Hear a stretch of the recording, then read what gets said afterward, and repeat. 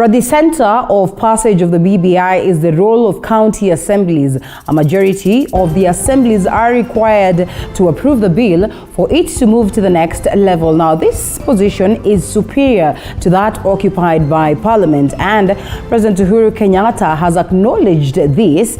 And of course, he has been on a charm offensive, first to win the hearts of the House of Mombi and strategically using the members of county assemblies. So today, we engage the MCAs from Mount Kenya to establish what they make of the weekend Sagana 3 declaration. This is Morning Cafe edition of the Baraza with me, Linda Alela. Indeed, it's going to be a great show lined up for you as we look forward to a comprehensive, conversation in regards to where the mountain is or where the mountain sits.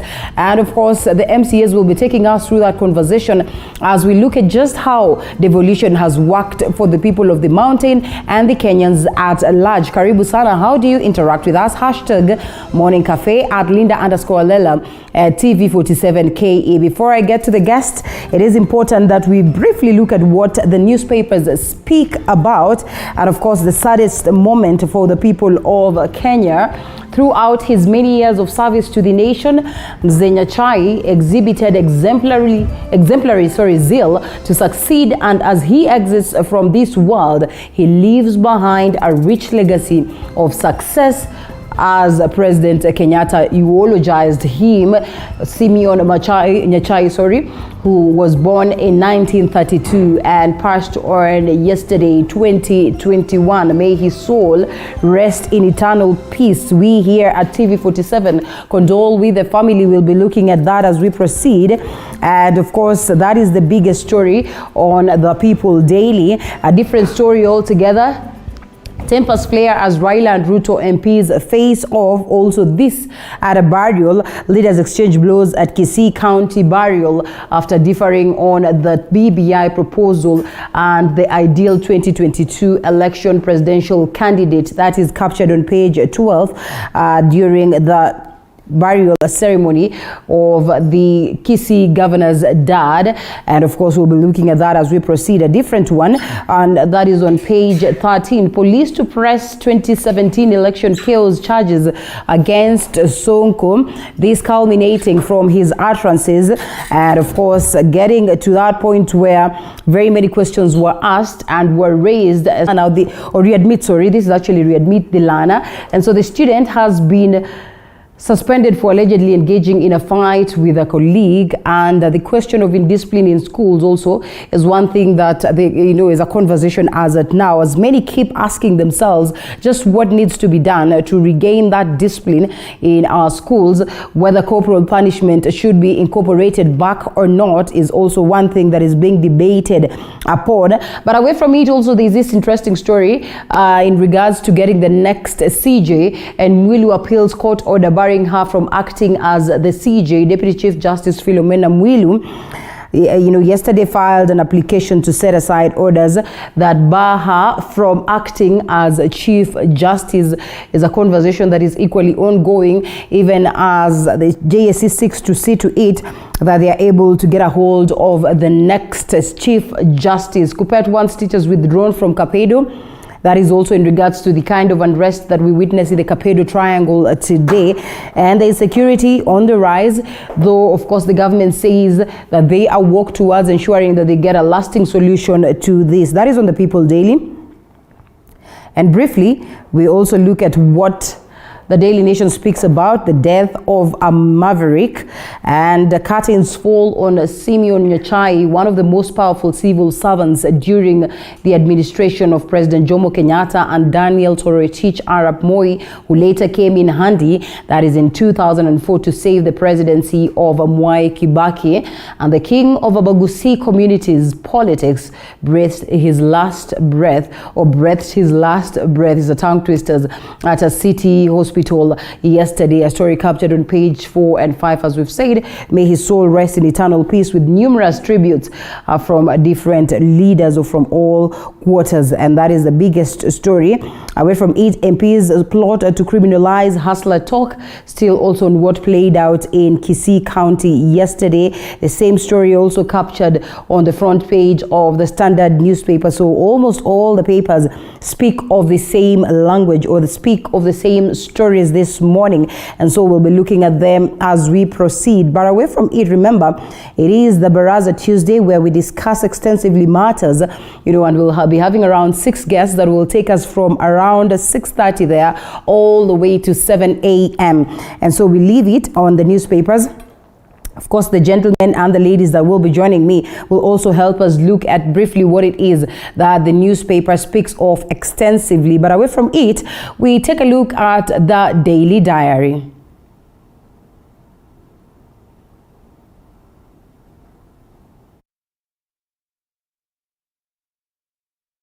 We're still trying to get a hold of that. Sometimes the systems can get you disappointed, but all the same, indeed, it is always incumbent upon us to keep you posted on what you expect for the day, so much in terms of what's happening in the world of news, especially on this particular issue. And there goes the Daily Diary.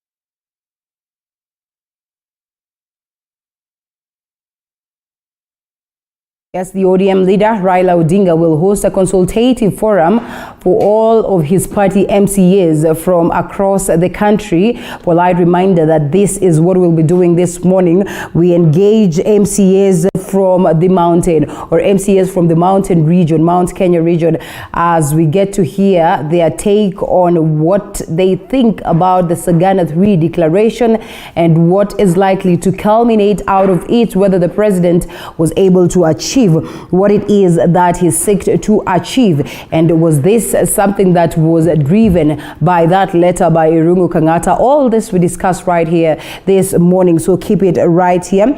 But importantly, we always have the quote of the day, and importantly, we also have what it is that has happened in matters history, but that is what we'll be giving you later, and not before we take a look at what it is that my team has prepared in terms of the stories of the day. And as we also try to fix that, you didn't need to worry, it's a bit systems jammed up. Let's first of all take a look at what it is that is happening on the roads.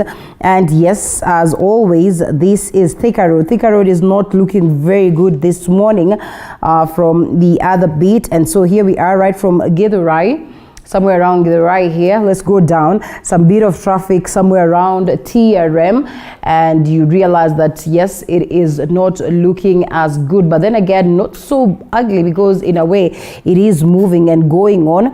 Thika Road all the way from TRM, you get some bit of snarl up somewhere around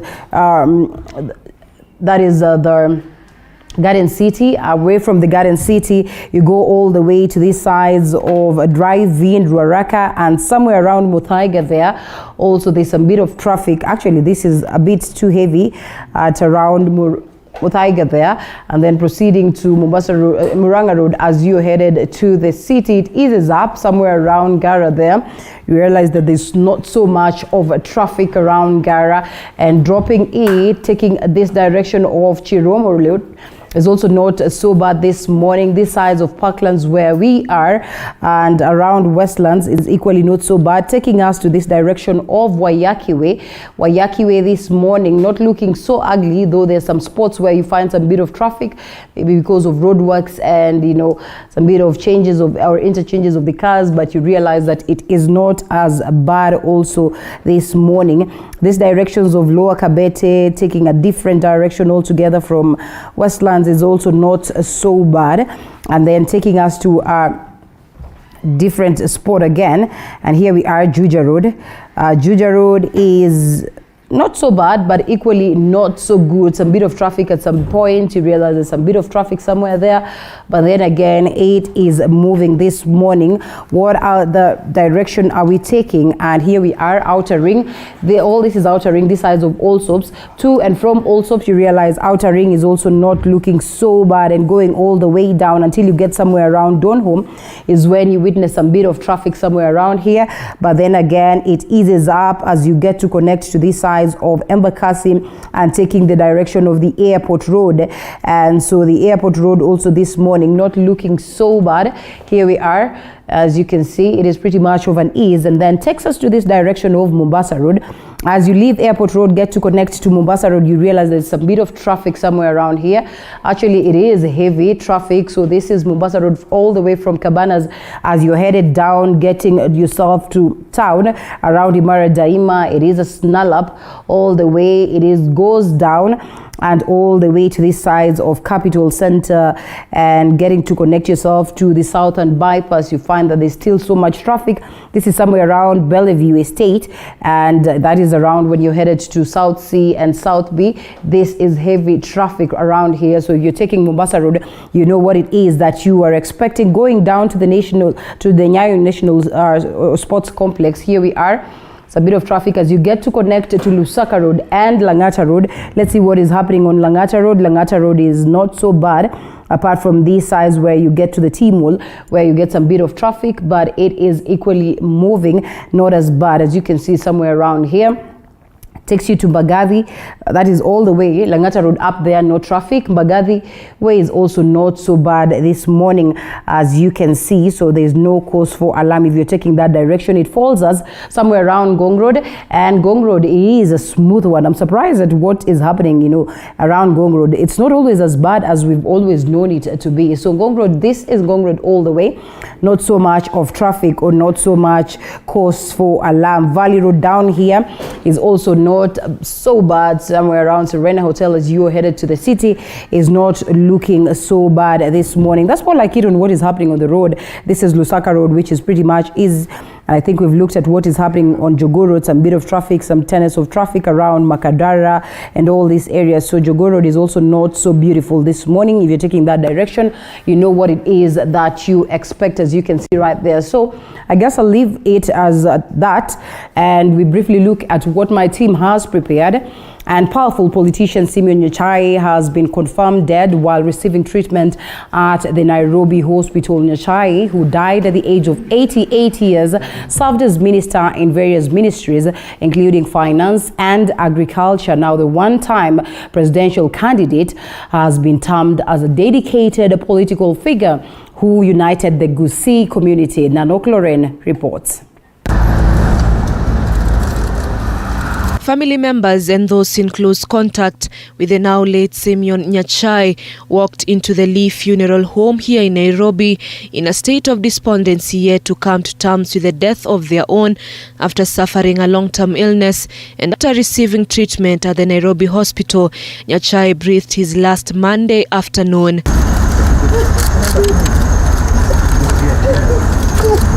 News concerning Nyachae's death, a man who was born on the 6th day of February 1932, was confirmed by his son Charles Nyachae. Our father, that is Honorable Simeon Nyachae, has about an hour and a half ago rested here in Nairobi Hospital after a fairly long illness that he has bravely borne.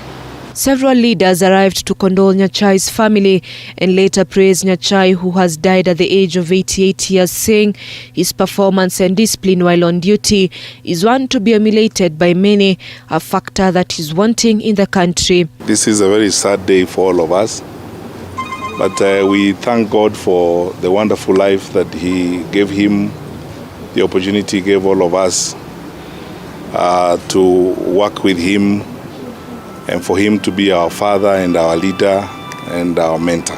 He was a very disciplined person, and even when we were younger we feared going to the house and he was very, very strict. And I think being disciplined is one factor that this country lacks, not just in schools, but in real life. If Nyachai had an assignment, you would have no doubt that the matter would be done, that the performance would be at excellence level. Health Permanent Secretary Susan Mochache hailed the late as one who not only united the Gusii community but also displayed a noble example to his colleagues during his tenure as a civil servant, despite having experienced downfalls in his political career when he retired from active politics in 2007 after he lost the Nyaribari parliamentary seat. And a lot of us draw a lot of inspiration from the way that he worked, from the way that he offered himself in service. And so today is a very sad day to have lost a man who really set the path for us and set a very high bar for all of us in the public service. President Uhuru Kenyatta has termed Nyachai as an icon of Kenya's progress throughout the year. In a message of comfort to the family of the independence-era provincial administrator, the president said the late Nyachai's successful transition from public service to the world of business and politics was a demonstration that focus and hard work pays. Other national leaders, including Deputy President William Ruto, Mombasa Governor Hassan Joho, and Wiper Party leader Kalonzo Musyoka, took to their social media handles to express their heartfelt condolences to family, friends and the country at large following the death of Honorable Simeon Nyachai. The leaders termed the late as progressive, selfless and a steadfast leader who served the country diligently. Nanok Lauren, TV 47. Still on that, Simeon Nyachai served the country in various capacities. Having served as a civil servant for many years, Nyachai rose the ranks to the position of a provincial commissioner before joining active politics. Now, the man who tried his shot in the 2002 presidential race is believed to be one of Kisi's political heavyweights. Sharon Baranga takes a look at his life. Simeon Nyachai was born on 6th February 1932 in Nyaribari Chache, Kisii County, to a former powerful colonial chief, Musa Nyandusi. Nyachai rose through the ranks from a district officer in Kangundo and other parts of Machakos district in 1963 to a provincial commissioner between 1965 and 1979, and later the head of civil service and secretary to the cabinet in the Moi administration. In 1992, Nyachai left civil service and joined politics. He vied for the parliamentary seat in Nyaribari Chache, which he won and joined the late President Daniel Arap Moi's administration. Nyachai is remembered to have made shocking remarks in 1998 when he was serving as finance minister. He admitted that the country's economy was in the intensive care unit. After falling out with Moi in 1999, he was moved to the less powerful Ministry of Trade. He then joined active politics and joined Ford People, the vessel he used to run for president in 2002 after he ditched KANU. He resigned from active politics in 2007 after he lost parliamentary seat in Nyaribari Chache. Nyachai has left behind 3 widows and more than 20 children. Sharon Baranga, TV 47. Now to politics. There was drama in Kisii at the funeral of Kisii Deputy Governors further after legislature's Simba Arati Silvana Sosoro exchanged blows. Now the funeral service was attended by Deputy President William Ruto and ODM leader Raila Odinga. Now Musa Salah with the details. The funeral of Abel Gongera, father to Kisii Deputy Governor Joash Maangi, provided a fertile ground for a duel between the supporters of Deputy President William Ruto and ODM leader Raila Odinga. The funeral bringing together 2 of Kenya's most rival political leaders. MP Silvana Sosoro and Simba Arati exchanging blows. The service turned chaotic when Arati asked Deputy President William Ruto to seek forgiveness from the residents for the 2007 post-election violence. A few moments later, South Mugirango Member of Parliament Silvana Sosoro attacked Arati, momentarily turning the funeral chaotic. The scenes that followed almost bringing the event to a standstill, Odinga criticizing the nasty brawl between the 2 leaders, urging political leaders to embrace tolerance. Naona msukumano hapa na pale. Hiyo si sawa sawa. Najua Abagusi bao tunajua ni watu wangwana, wote ambao wanapenda amani, na demokrasia inasema ati hata kama mtu nasema unaenda ambaye wewe hutaki, wache yeye aseme tu. Tafadhali tuache kutumia vijana vibaya kuwapiganisha na kuchukua vijana wafanye vita visivyo na maana ya kisiasa. Odinga also claims that his handshake with President Kenyatta was driven by the chaotic 2017 election, insisting that President Kenyatta had informed Ruto of his pact with Odinga. Odinga has, however, refuted DP Ruto's claims that the Orange Democratic Movement has invaded Jubilee's administration. Sisi hatukukubaliana tutaingia kwa serikali ya Jubilee. Tumebaki kando. Umesikia ODM mmoja hako ndani ya serikali? Ni waziri katika serikali? Hiko? Hakuna. Ni wao wenyewe. Sasa mambo kama imeenda mrama, ameanza sasa kusema hiyo sio makosa yangu, makosa ya fulani. Shabari yenu. Ruto hitting back at those opposing the hustler narrative, saying that he will change Kenya's economy. Ninaanza kurushiwa maneno, wheelbarrow ni takataka, sijui mkokoteni ni takataka. Sasa mimi nawauliza nyinyi. Mimi nawauliza watu wa Kisii. Si tuko na mradi wa serikali inaitwa kazi mtaani? Si watu magraduate wanachukua panga, wanachukua slasher, wanaenda kukata nyasi? Sasa tofauti ya hiyo kazi mtaani na kununulia mama wheelbarrow aweke matunda yake ndiye aweze kuuza, iko wapi tofauti? Bana, wajinga wameisha Kenya, marafiki zangu. Hakuna watu wa kudanganya tena. Mimi nataka niseme nikiwa hapa Kisii, tutabadilisha mwenendo na muundo wa uchumi wa Kenya. Wale mabroka wa huko Kikuyuni ni wakali sana. Watakukula na watakunyoa. Ukitaka kupata kula ya Wakikuyu, usipitie kwa broka akina Muradhi akina Kamanda, kuja mlango ya mbele kwa Wakikuyu uombe kura. The day you started to work with His Excellency Uhuru Kenyatta, the President of this Republic, you changed this country. You brought peace to this country. If today you are to decide to work with William Samoei Ruto,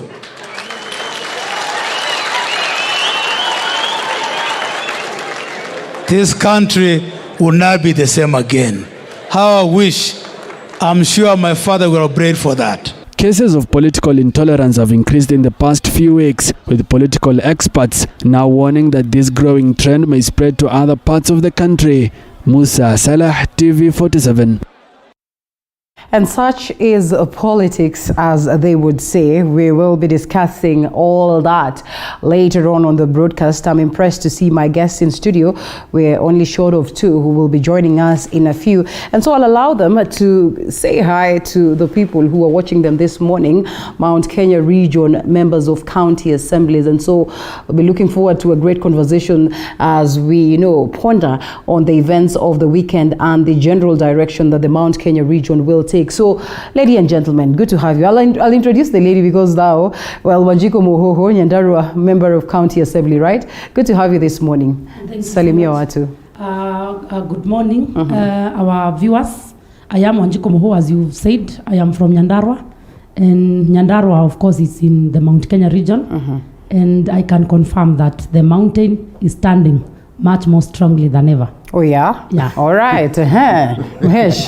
Hi. Hello. How are you? I'm very fine. Good. I'm a resident here, so we do. Yes, you are. Yes, I want to say hi to everybody and to you.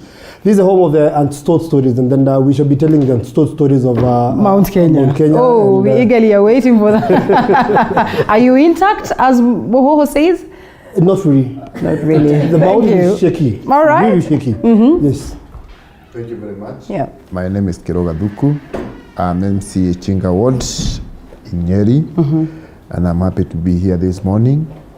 And I think I tend to agree with my colleague Honorable Ikonya. The mountain is not very intact, but we are fine. We are fine. Fine is not good enough. I mean, fine is not good enough. Well, we learn about that. Honorable Stanley. Thank you very much. Good morning. Morning to you. Yes. My name is Stanley Wakifia from Agudhigaki Ward in Chetu constituency. I'm very happy to be here. This is my first time to be here. And as my colleague says, personally I'm here to talk about the mountain. Right. It might be not so good, but we are going there. Oh, all right. You're headed to good. We are going there. All right. I was really particular. I didn't want to say Wakibia, so I said I knew you'd say Wakifia. So I wanted you to confirm that. So that's why I said Honorable Stanley. Yeah. Wakifia. Wakifia. Well, that's what he said. It's okay. It's okay. Whichever way, depending on how you come from or where you come from. Sorry. And so it is that moment when we'll take a short break and we come back with that discussion of just what is happening down there, because it is important that it comes from the horse's mouth, and importantly, members of County Assembly who are always down on the ground with the people.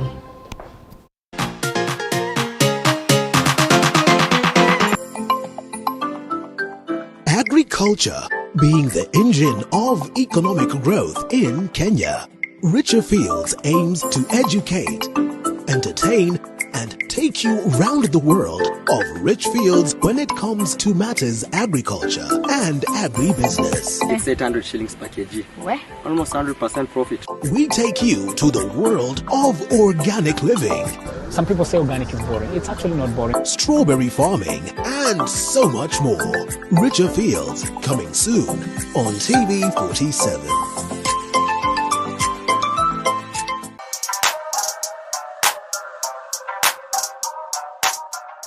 On the grind, we bring you different entrepreneurs who give the story of their businesses with love and passion. I'm a musician forever.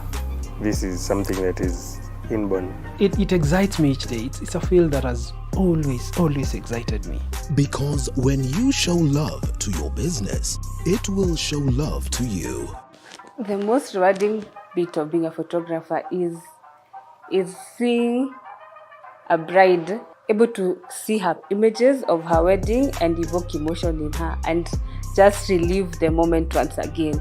Get to hear these stories and so much more every Monday at 7:30 p.m. Pain, discomfort, and sleepless nights. These are just but a few of the things we go through on a daily that deteriorate our health. Body Garage is here to remind you on how to love and care for your body's health. Finding our balance. Don't worry, you'll finally come back again. Self-care and love is the best gift you can give. Tune in every Thursday at 7:30 p.m. On Coffee with Movie, we bring you great testimonies from amazing personalities. Mwanzo wa kwanza alikaa ndani, ilikuwa intense because alikuwa alikuwa atafuta place atawaka akifanya thesis zake.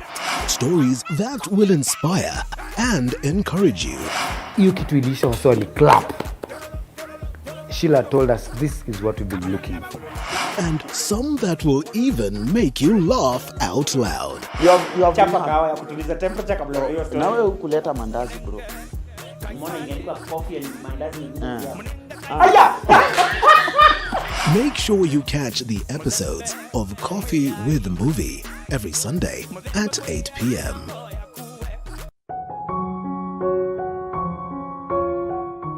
Love is friendship that has caught fire. It is the month of love. When you're loved truly, every grain of your personality changes.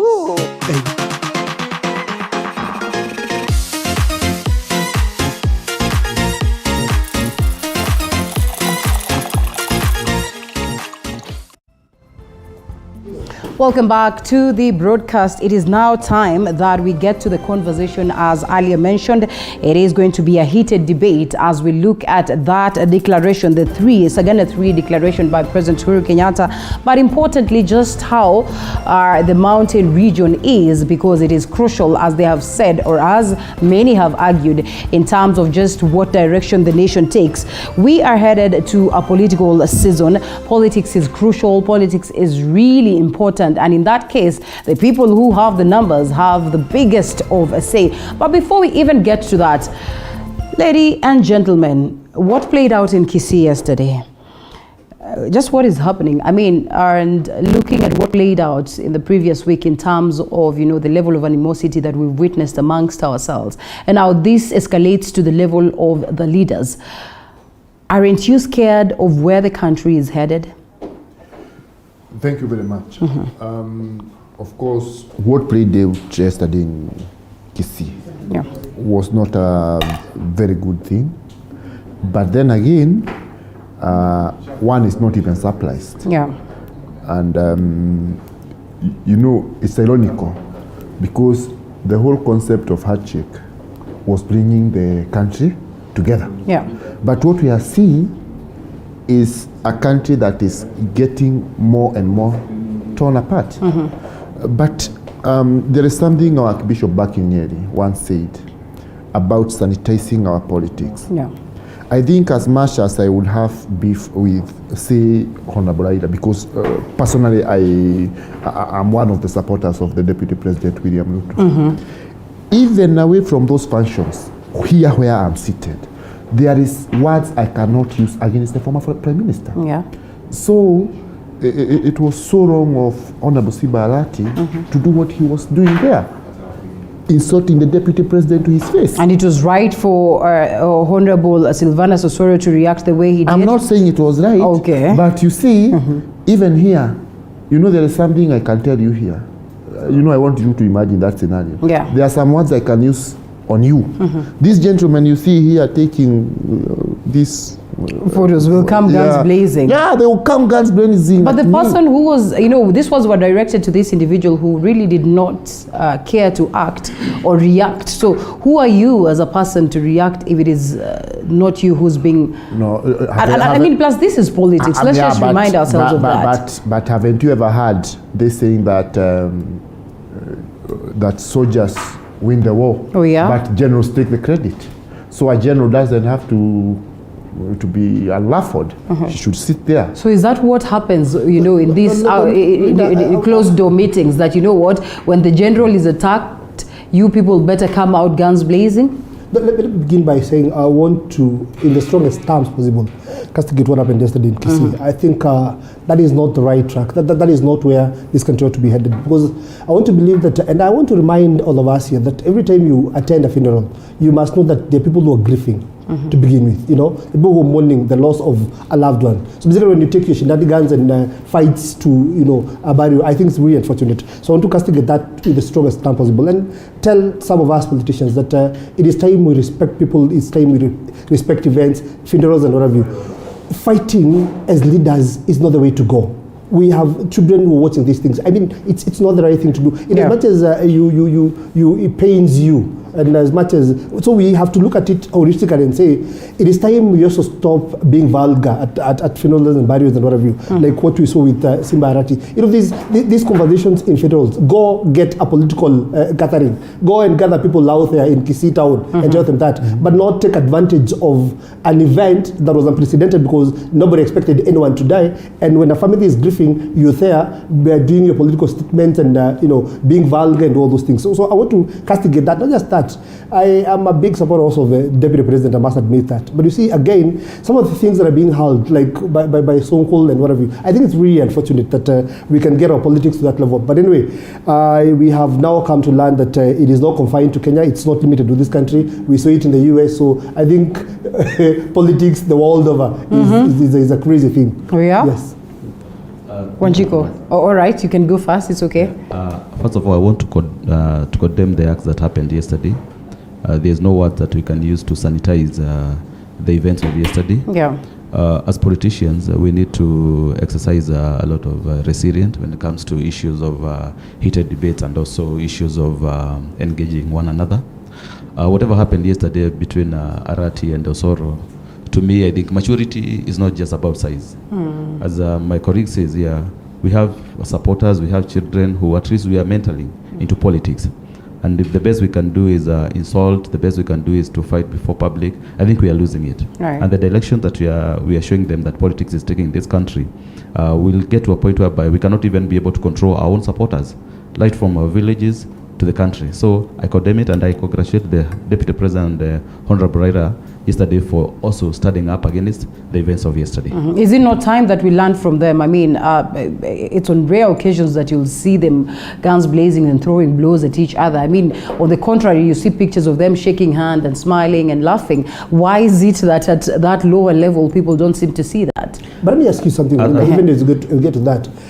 At closed doors, you know, where your supporters, for example, DP has followers, Raila Amolo Odinga has followers, and they get some indoor meetings. Do you think at that level they castigate that? Well, they probably don't.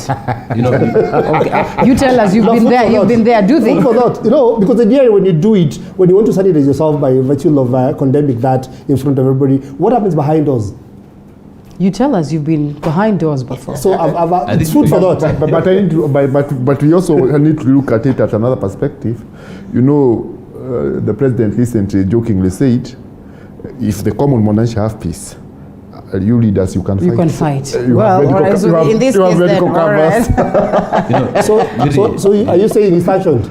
No, the president said it. The president said it. No, Mary, you just brought up a very important point. Yes. That today you see them, like the event of yesterday, the other day you see them having handshakes. Yes. And you don't know what happens behind us. Maybe we're just seeing these plastic surgery things that are happening. But I think at the end of the day, that we need to learn to the events that happen. If you see these guys shaking hands, why should you start fighting on their behalf? Yes. Why don't they fight why don't they fight for themselves? Yeah. Why don't they bring their children to fight for themselves? I believe we need to take the right actions from leaders once we see them. As the Deputy President says, that we have a shortage of foods in this country.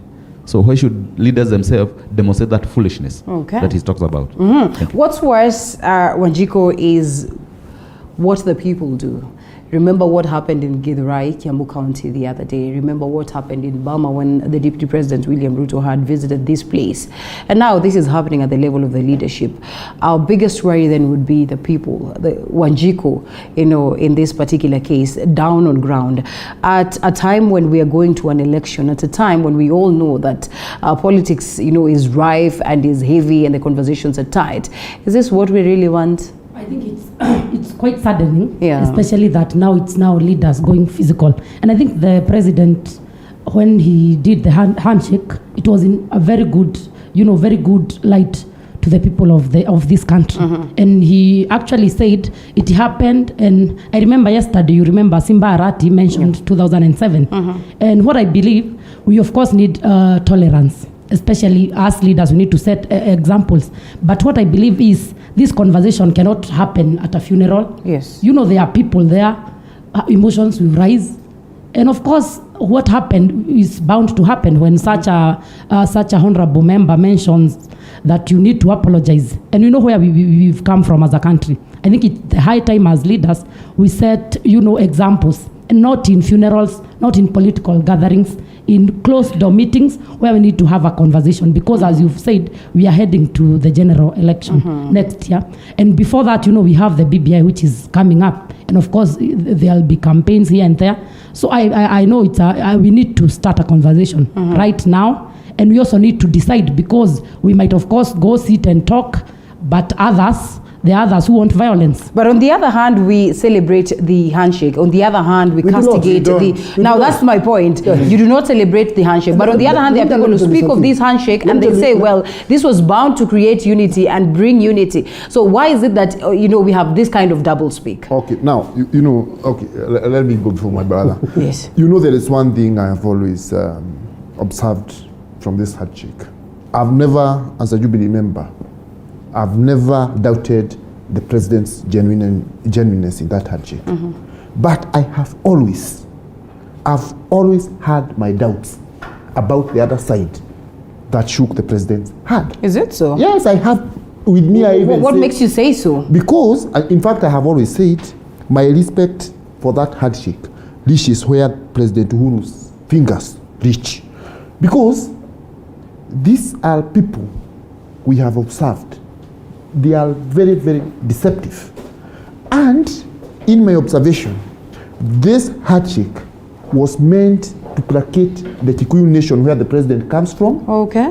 So that they can support someone in the coming general election. She can actually come in to defense of that. I can finish. Okay, let him finish and then you come in. Yes. Don't mislead us.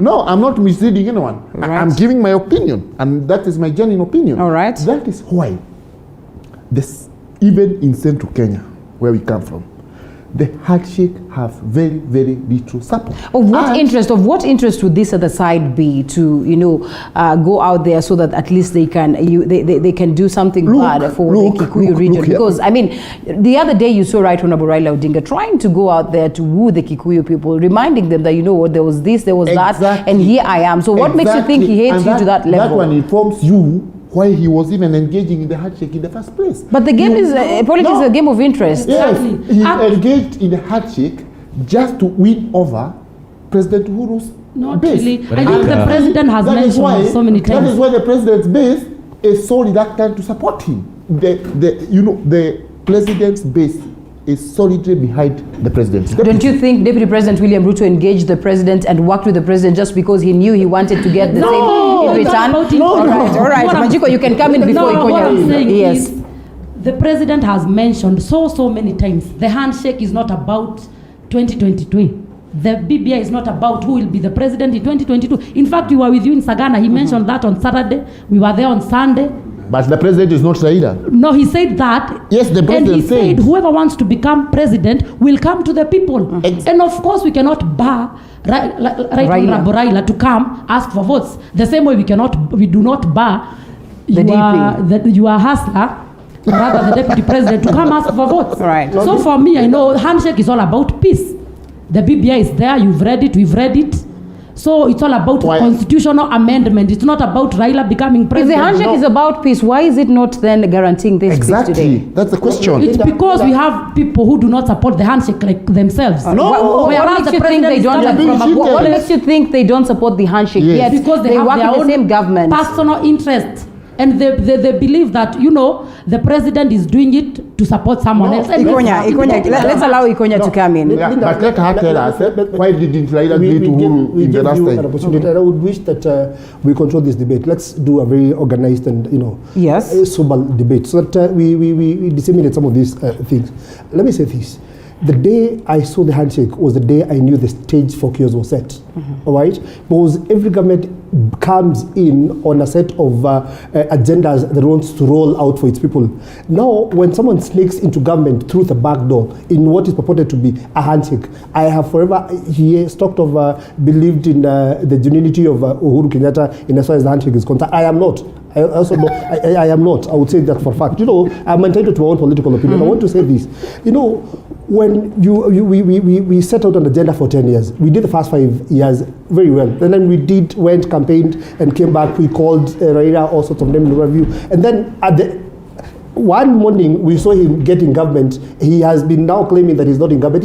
He's been in government. He has enjoyed more in government than... now, whose mistake is it? You are the Jubilee members. The president is the head of Jubilee. Yes. The deputy president is his deputy. Yes. So why do you complain that there's an intruder in the house and if they allow the intruder to come in, probably get to the kitchen, fix their own food and all that? Let me tell you something about the intruder. The intruder was brought by the dad. So when your dad brings in... And what makes you think there was no wisdom in what the dad did? Allow me to finish. No, let's allow Stanley to come in. Yes. Let me wrap it up. And I've always told you that all stable governments, all peaceful governments, do not achieve that peace via a handshake.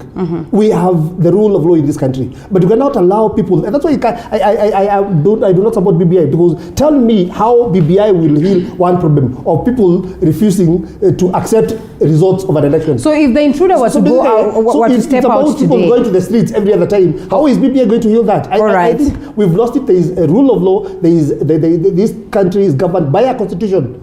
And peace can only be achieved via that constitution, not through handshakes. And the BBI is seeking to amend that constitution that in a way also we've acknowledged has a lot of loopholes. I'll tell you about BBI. Yeah? When we start talking about Sagana, I'll tell you about BBI. All right, so let's allow Honorable Stanley come in. BBI that we want to, eradicate corruption. What is happening around it is corruption. Yes. So I'll spell it out to you. I can almost bet that you are in Jubilee too. And so I'll ask you today, if the intruder was to step out today, if Right Honorable Raila Odinga would say, I am out of the handshake and I'm out, do you think there's some level of sanity that would be witnessed within Jubilee? A lot of it. First of all, I would like maybe to go back a little bit. Yes. I think politics are dynamics, have some dynamics. And the way you did your politics maybe in the 70s is not the same way you do it now. Kenya is known to be a country of handshakes. You remember Kibaki, Raila, Ruto, Uhuru, now Uhuru and Raila. Why do we all have to go to the same things? Because there's something that is in the handshake for the country. One, I believe that I am a supporter of the handshake. I've seen the peace that have prevailed in this country, and anyone can go to any point of this country and do their politics. Before that, we used to see chaos in Nairobi, guys throwing stones and everywhere. Akikuyu would not have gone to different areas of this country just because of your political stand. Today, you can go, do your siasa, and come back. That is not what we saw in Githurai. That's not what we saw in BAMBA. Let me come there. Let me come there. I'm saying, before the handshake came, there was a lot of politics and a lot of name calling. But when it came, President Uhuru Kenyatta can now go to Nyanza region. Anyone can go there and shout any name that you want. But definitely, what is happening in Githurai, even in Keno, and so on and so on, the politics, the temperatures of siasa in this country are rising. We're heading to 2022. So anything can happen because of the any words that can be thrown from any quarter. Two, you asked about what would happen if Honorable Raila would move out of the handshake. Yes. I believe that would be a recipe of chaos. Personally, I would say that just be in the handshake till we get to the end of a journey. That is 2022. Then we need to entrench the handshake in the constitution. If that is the way things would be happening, then we need to get to have it as one of the clauses in the constitution. Because I believe where a country is ruled by the rule of law, where any government that is ruled by statute, you cannot keep telling me that after every election, one will cause chaos and refuse to accept results, go to the streets and wait for a handshake. That is the way we be running this country. Well, he did not wait for it. We still are not privy to what it is that happened until these two gentlemen decided to sit down. Maybe your boss, that is the DP, would probably tell us because, from what we hear, he was informed of these plans. It's the biggest of it. Let's say this. And I want to get back to where I started.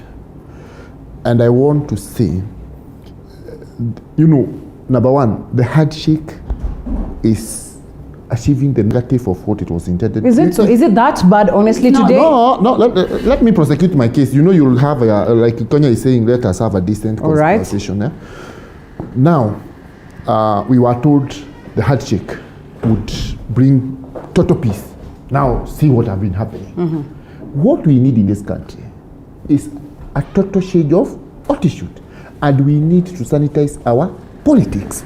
Look, this handshake, if you look at it keenly, the person it was supposed to fix politically, and that is why with me I maintain I don't doubt the president, but the other side, and look even at what they have been doing. You're trying to say that the other side is the very same side that called for the handshake. Is it so? No. It was an agreement between two gentlemen, which you do not know who actually reached out first. Which is fine, but even look at these BBI meetings. They go, they talk. William Ruto. They talk. William Ruto. Let's take ourselves back. Hold it right there. Let's take ourselves back and let's remember what really happened until there was a question of sanity in Jubilee Party.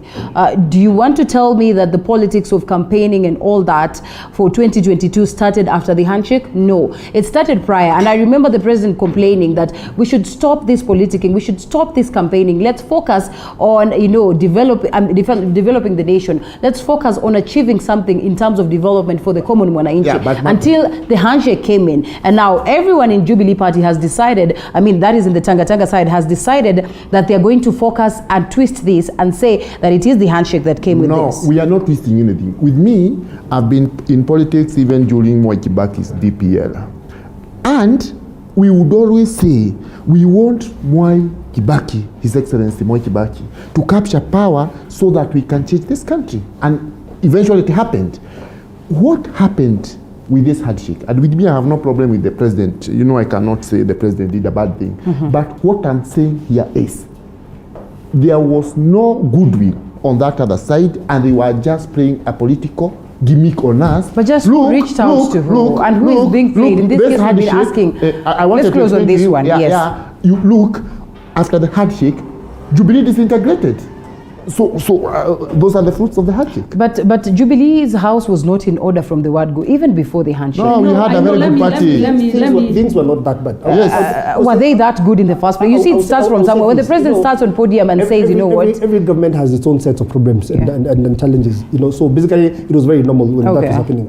What I'm simply saying is that what the handshake was set out to go out and do, it never achieved that. Actually, it achieved things in the reverse of things. Wajiko, before we come to close, that allow me to acknowledge the presence of Macharia Taki. Honorable Macharia Taki is the MCA. We take the award. Good to have you, sir. Thank you. Karibu sana. What I'm saying is, if you're honest with yourself, and they are here and they know, we are saying this Sagana 3 because there was Sagana 1, there was Sagana 2. Yes. Sagana 2, that's when we talked about the BBI.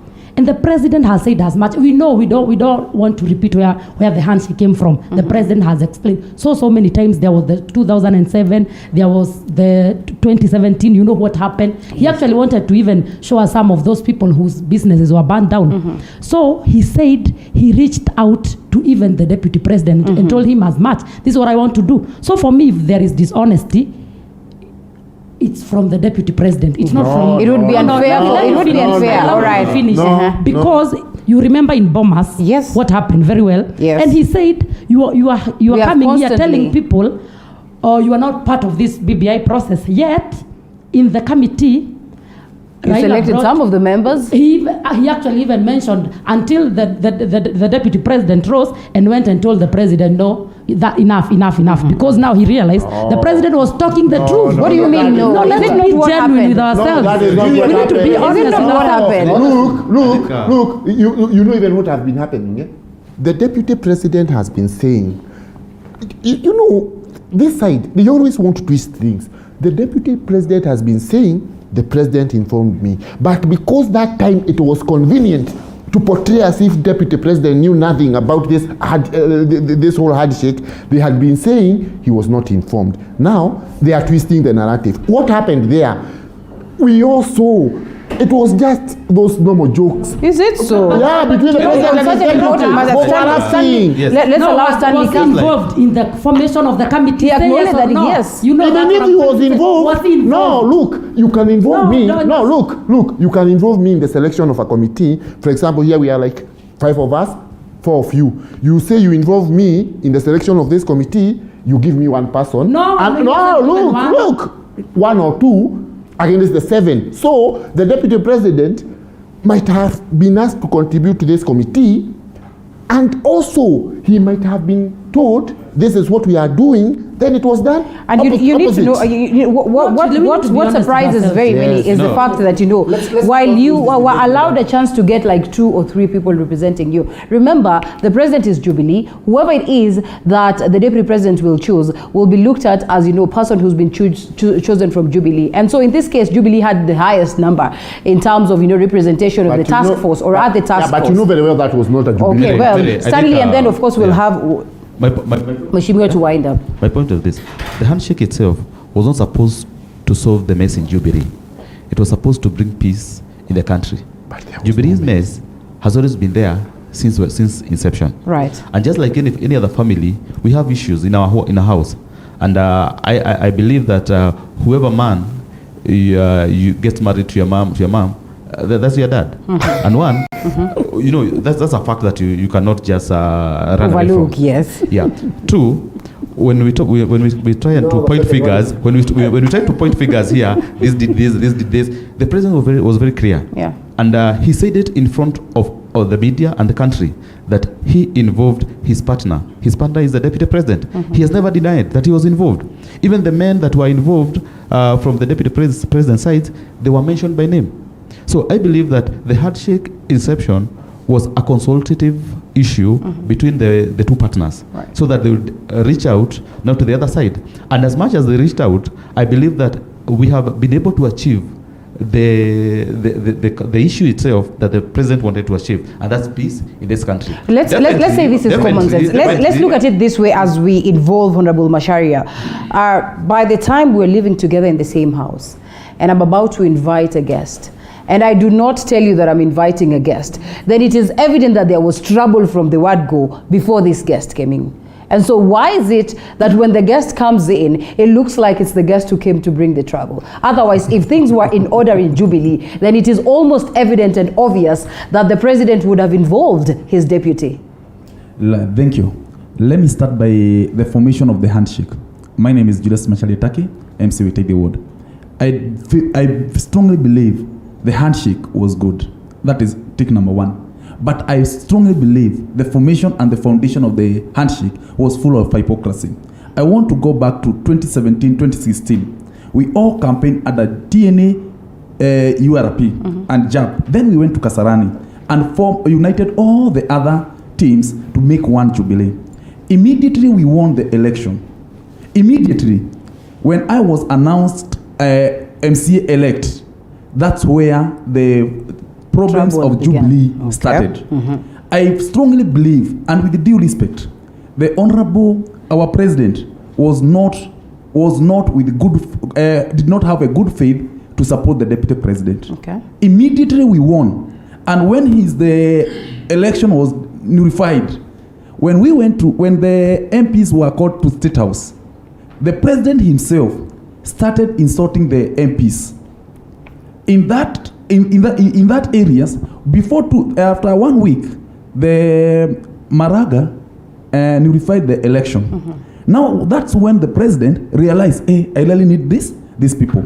So even the swearing in of that is my personal belief, even the swearing in of Right Honorable Raila Odinga was censored, funded by State House. All right, that's an interesting one also coming up. Okay. Let me continue.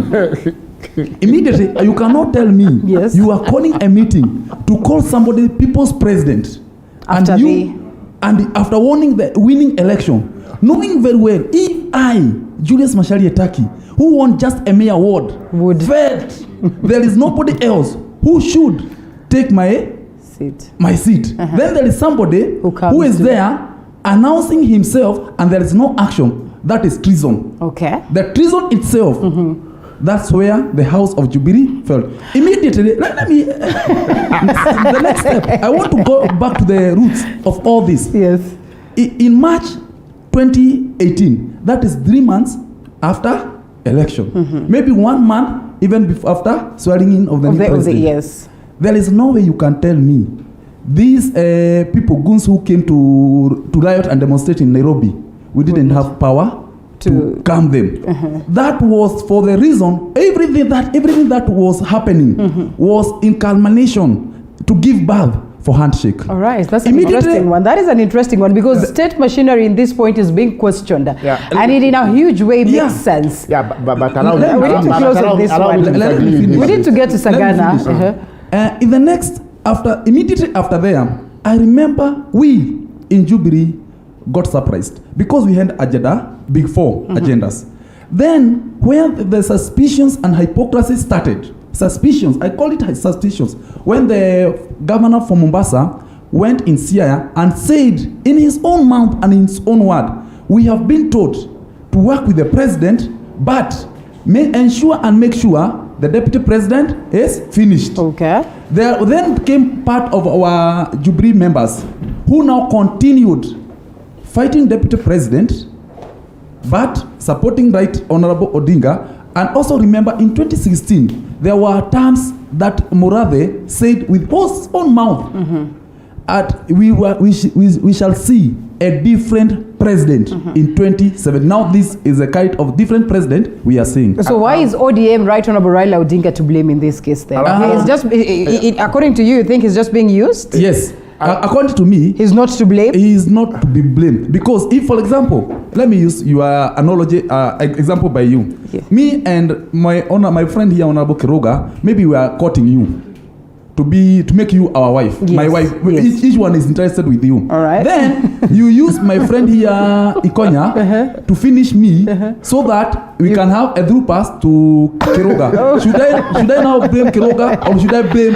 the father? He's certainly not to blame. Okay. He's not allow me to come in. We have to close on this one. Yes, but I wanted to disagree a bit with my brother on the issue of the state having sponsored the swearing in of the former Prime Minister. Disclaimer on that. Yeah, I don't think, on that one, I don't think the state was involved because there were even a lot of hostilities at that time. Okay. But there is something very, very important that Honorable Ikonya has said here. And that is what we need to dwell with. That is the direction this country needs to take. The fidelity to the laws of the land. Right. It doesn't matter whom you are. Look at the games Donald Trump tried to play in America. They didn't have a handshake, but they followed the law. What we have here, in fact, it will eliminate all those things about handshakes and all of you. Deputy President has stated, I'll go to the field. If I lose, I'm ready to go to the opposition. That is the position the politicians need to take. Okay. All of us, whether it is the former Prime Minister, whether it is the Deputy President, we on the side of the Deputy President have made it very clear. If we lose in a democratic election, we are ready to go. But why are you taking this a little bit too early? I mean, in terms of the campaigns and all that. Yes, the Deputy President is still in office. No, we are not campaigning. It's just philanthropy. What we are doing, no. You see, you have to go to the people. People have a harabe there. People have this there. You can go to the people through development, through what it is that you do in terms of it. All right, let's acknowledge the presence of Wamboi Njoki. Honorable Wamboi Njoki is the Deputy Leader of Majority Murang'a County Assembly. Good to have you. And it is a heated debate. And we're closing on this one, gentlemen, because we're headed to Sagana.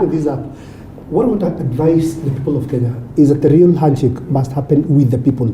Yes. Not the leaders. Yes. Because I'll tell you that the handshake that happened between leaders was not genuine at all.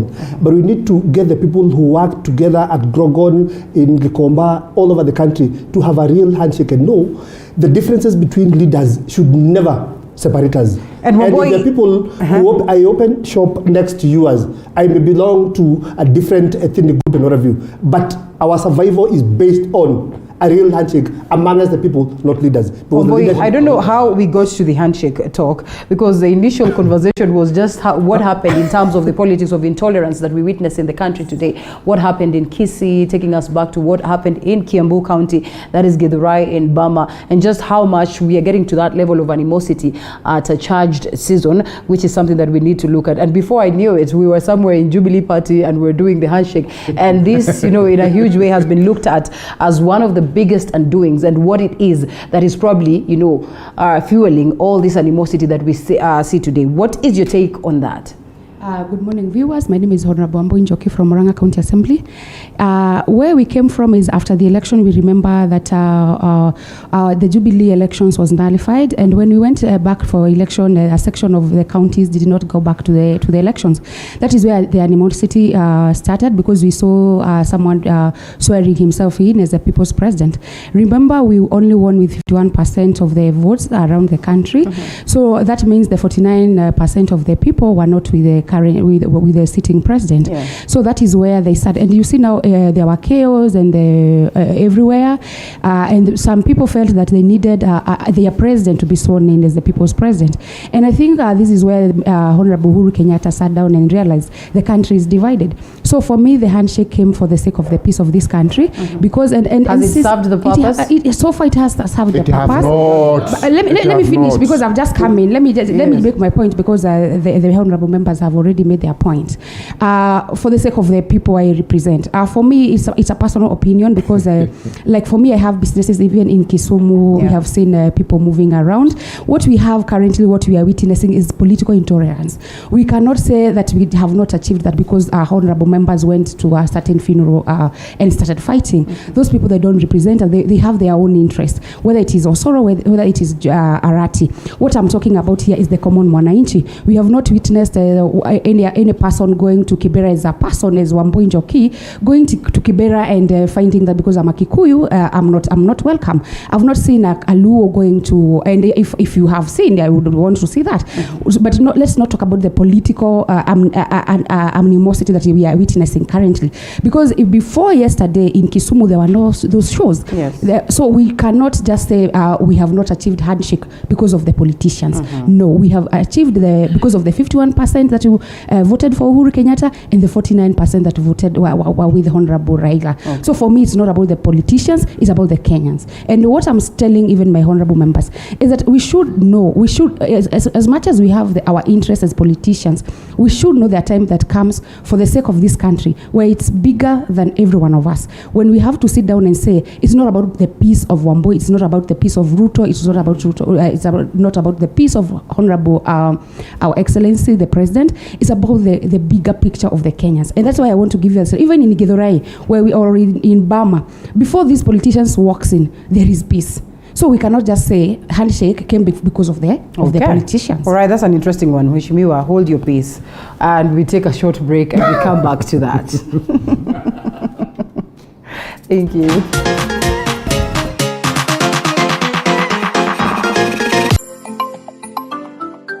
Agriculture being the engine of economic growth in Kenya, Richer Fields aims to educate, entertain, and take you round the world of rich fields when it comes to matters agriculture and agribusiness. It's 800 shillings per kg. Where? Almost 100% profit. We take you to the world of organic living.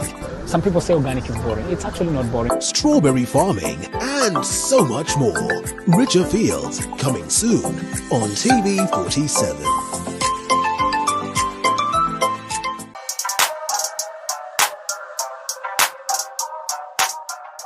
On the grind, we bring you different entrepreneurs who give the story of their businesses with love and passion. I'm a musician forever. This is something that is inborn. It excites me each day. It's a field that has always excited me. Because when you show love to your business, it will show love to you.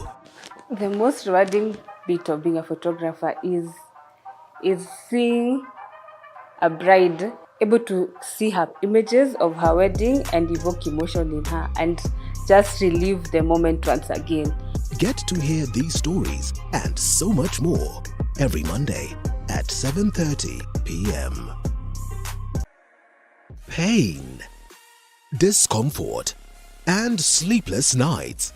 These are just but a few of the things we go through on a daily that deteriorate our health. Body Garage is here to remind you on how to love and care for your body's health. Finding our balance. Don't worry, you'll finally come back again. Self-care and love is the best gift you can give. Tune in every Thursday at 7:30 p.m. On Coffee with Movie, we bring you great testimonies from amazing personalities. So wa kwanza alikaa ndani ilikuwa intense cause alikuwa yalikuwa tafuta place atawaka akifanya thesis zake. Stories that will inspire and encourage you. Hiyo kitu ilisha waswa ni clap. Sheila told us this is what we've been looking for. And some that will even make you laugh out loud. You have chapa kawa ya kutuliza temperature kabla hiyo story. Na wewe kuleta mandazi bro. Mbona ingekuwa coffee and mandazi? Make sure you catch the episodes of Coffee with Movie every Sunday at 8 p.m.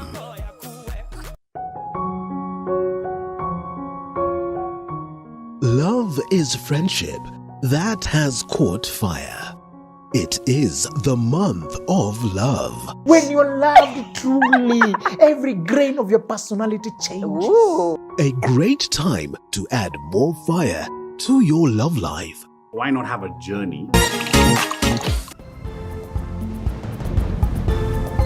Well, here we are, and it is all heated right here in studio. I don't even know how we're going to handle this, but all the same, we're looking forward to hear that there's some level of sanity in Mount Kenya region after that address or that, declaration. That is the Sagana 3 declaration by President Uhuru Kenyatta. He wasn't a charm offensive, so to speak. He really tried his level best to get a hold of the MCAs today. Also, Right Honorable Raila Odinga does the same, and so we acknowledge how instrumental the MCAs are to ensure that they get the BBI document sailing through. Whether it is going to sail through or not is a question of wait and see. A threshold of about 23, 24 there, county assembly is expected to get this document sailing through. And so I'll come back to this conversation. And again, karibuni sana once again. And now we shift gears to Sagana. First of all, I'd love for you people to tell me whether you think this Sagana meeting was, well, in as much as we've had it before, was this instigated by Irungu Kangata now that you come from from Murang'a? Because the argument from the president was that, whatever it is that was, in that letter had no basis. But all the same, we also saw him acting, on our vernacular stations. He was there, addressing the people of the mountain. And before we knew it, this meeting was called. And do you suppose this was informed by the fact that indeed the president was shaken by the details of this letter? I come from Ranga, where Honorable Kangata represented as a senator. And I would want to say that when kindly have the microphone on. I think it's off. Yes. Okay. I come from Murang'a, where Honorable Kangata represents us as our senator. And I would like to say, and actually I was astonished because I wonder when we go for Christmas, people are busy with their families and their wives, I was wondering this time why was Kangata roaming around with the people. And these people, unless he went and did the surveys in the bars, because I really, even in my place, I spent my Christmas in the village and I never saw Honorable Kangata really coming to take the research.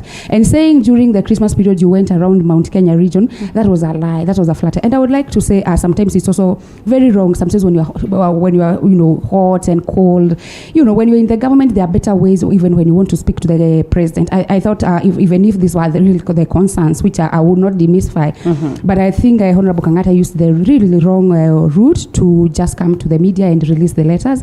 But what I would say is I'm very happy that the president took this initiative, whether it was castigated by the letter or not. I'm very happy that happened, because right now we are saying the lion roared and we have the mountain has to toe the line. Yes, and let me say this because Honorable Duku Keroga is here. Yes. And I can tell you when I saw Keroga at Sagana, when I was raising one hand when I was chanting the president, Keroga was raising both. So I was yes. So I would like to say, get a chance to speak. He did not get the chance to speak, but he was actually seated in front of me, and I could see how happy how excited he was. Even the second time I took a picture of him because he didn't find a seat, but he made sure he was at the front where the president, he could hear the president very well. Right. So I want to state this. Sometimes we go out there and we say we are supporting the president. I would like to hear why he came, what was his expectation, and whether his expectation was actually fulfilled. He was very lucky to find his way there, because he was, and because we are very peaceful. The Parliament of Tanga did not find their way there. I'm telling you, and because we are very peaceful people at the Uhuru camp, we saw him. We said hi to him, and I have the pictures here. You will see them. Are you a traitor in this case? No. He's not a traitor. Okay, what he is, when the father calls. What I mean is, when our father calls us in the house, all of us, I can tell you it was 100% attendance from all the MCAs from the Mount Kenya. When our father calls us, it does not matter whether he's in Ruto's camp, but when our father of the mountain calls, he is our father. Goko sends a message and says he saw you. Because she has mentioned me. Yes. Look, you know, Jockey is these characters who can actually try to convince you a rat is a lion. Anyway, that's notwithstanding. I went to Sagana because the president invited all the members of Nyeri County Assembly. I have no apologies for that, I've said.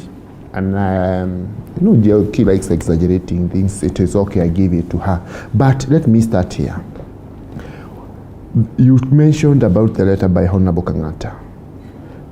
And we cannot blame Honorable Kangata because he explained very well. The letter he wrote to the president, he didn't give it to the media, but someone along the line he copied. Someone leaked the letter to the media. Okay. So we cannot blame Honorable Kangata that the letter went to the media. Whoever gave to the media, that is the person to be blamed. Now, on the contents of that letter, I'm telling you what Honorable Kangata list is the truth. Even as we sit here now, it still holds water. Hence my question, do you think it is what triggered the president to first? It could be, it could have not. No, let me finish. It could be, it could have not. Now, it was good thing for the president to call the people or to call the leaders. We went there, we listened to the president. And with me, I always like saying, I can, in some instances, respectively differ with the president because that is what the Constitution is all about. Yeah. You know, at some point, we listened to the president, but what is coming out is about those grants. And the president was saying it even in 2014 that because MCAs are elected just like senators and the other government officials, they are entitled to this grant. So with me, I don't even want to dwell on that. My problem and the problem I have, if we are doing this to genuinely make people understand, to genuinely trigger the people to ask questions, that's fine. But if some people, because to some people, even some seated here, the understanding is that this is being done to fight the DP, that will be a very long route to take. Because I'm telling you the truth. What will it take to change the minds of these people who think that it is the DP that is being targeted? Let's allow him to come and then we come to you, Mheshimiwa. I want to categorically state that the content of the Kangata's letter is the one which inspired us to be in Sagana. Okay. Because even the content or even the discussion revolved around there. All right. We agreed. I personally was opposed to BBI, and I was opposed because of three things. One, the messages and the intermarrying the 2022 and BBI. And number three, about what they were saying. Kina Wambui can attest to that. BBI was about 2022 and right up for presidency. Okay. Wherever they used to go. You speak as though you changed your mind. Yes, I changed my mind. Okay, what triggered you to change your mind? We agreed. I mean, because there's nothing within this document that changed. Everything. So what makes you say that initially it was about getting these people into power and now you are in agreement to it? It's a whole different thing. We agreed one thing in Sagana, and that is declaration. Yes. Let us stop about 2022. Immediately after BBI, we shall discuss about 2022. We don't care who will be the 2022, but first we pass the BBI. That is President's mouth what said. Now, even Kinawaboi, they will not be talking about Raila and BBI. Even Raila himself, if you can listen to what he said yesterday, BBI and 2022 are divorced now. Yeah. That was one issue we agreed. Number two, we agreed we shall discuss BBI as we, not as I. Because there were two functions. Those who were opposed and those who were supporting. And when we were opposing that issues, we are not opposing supremacy battles. For example, in Kiambu, they were fighting who is the spearheading the BBI. Okay.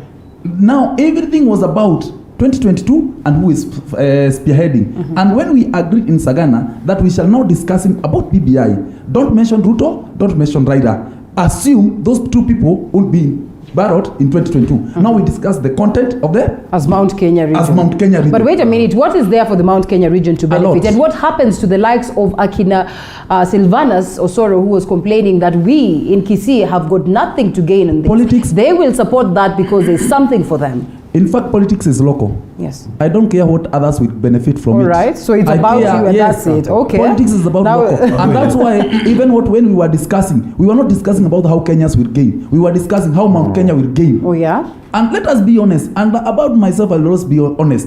Even the booklets we were spreading, giving out, it was about Mount Kenya. Hold it right there. Coming in of the president's of President Uhuru Kenyatta as your leader, one, do you hold the confidence that as a people of Mount Kenya, you've benefited from this? We benefited. You have benefited We have confidently? It's, all right, Stanley, let me explain. That is contrary to what I've heard some of the leaders. You're coming next, then we have Stanley. Yes, and let me spread this out into three things. One, I want to say that I want to believe that you were present? Yes, I was present. Yes, okay. I was on Friday. All right. Irungo's Kangata letter, the content of that letter is what prompted the president to call. And I want to divorce these two things. I want to divorce Kangata from the content of that letter. The reason why I personally believe that Kangata, by design, allowed it to leak to media houses is because Kangata was trying to salvage his political life. Because he realized that having gone to Kieleweke and being used to bring down some people, the likes of Kina Susan Keka and what have you, so he really lost in Mulaga. You cannot lecture about Muranga, and we also go there and we are friends there. So he lost out politically. So he was trying to salvage himself by saying, by coming with this letter and bring out the content of that letter. So you divorce the content and Kangata. So Kangata was trying to salvage himself. Hold it right there. Yes. So when you say that he was trying to salvage himself, yes, then in a way you agree with some of the few who would argue that the contents within the letter really did not hold water? The content was good, very good. So in this case, which is which? Is just telling the president what is happening on ground, or? I had the president's man called Murade the other day in a local vernacular station saying what Kangata said was very true, and we need to address ourselves at the mountain based on the content of that letter. That is number one. Number two, let's go to Sagana. I was in Sagana. The levels of psychophancy that I saw in Muranga. Sagana, sorry. The levels of psychophancy I saw in Sagana. I am a very frustrated person this morning. Ours is a I sit here as a leader, world of psychophancy, and I want to apologize to the people of Mount Kenya. I want to most sincerely apologize to them because we were sold out on Friday. They were sold out on Friday. And I want to say this right. What makes you say that? Yes, they were sold out on Friday. One thing that you... The levels of psychophancy that I saw, let me tell you something. That is what you guys reported. That is what was happening. There was a meeting that, I don't know whether to say this, but let me just let me say this. Because the members of the county assemblies from the 10 counties brought their own interests first before the interest of their people. Okay. And they discussed a lot about their welfare. The grants and what have you. Okay. And I sympathized with Wanjiku. The levels of psychophancy I saw in Sagana, I am a very frustrated person. Do you think what the kind of support you hold for the DP is not one that would be quoted to psychophancy? Yes, that is my second point. Number three, let me also say this. You cannot tell me to divorce BBI from leaders who came with the idea.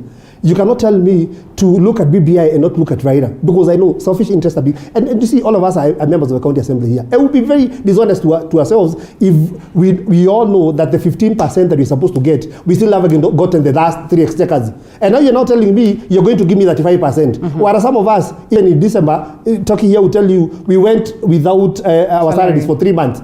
All right? You're not able to deliver the 15%, and you're telling me you want to give me 35%. Did you sit down with Taki to ask him why he changed his thought? Well, he certainly spoke about a scenario where... he's not among the people who sold out the people. I need to come in Stanley. at that point. Yeah. Yes. One, I want to sit categorically here that Irungo's Kangata's letter is not the one that informed or triggered Sagana 3.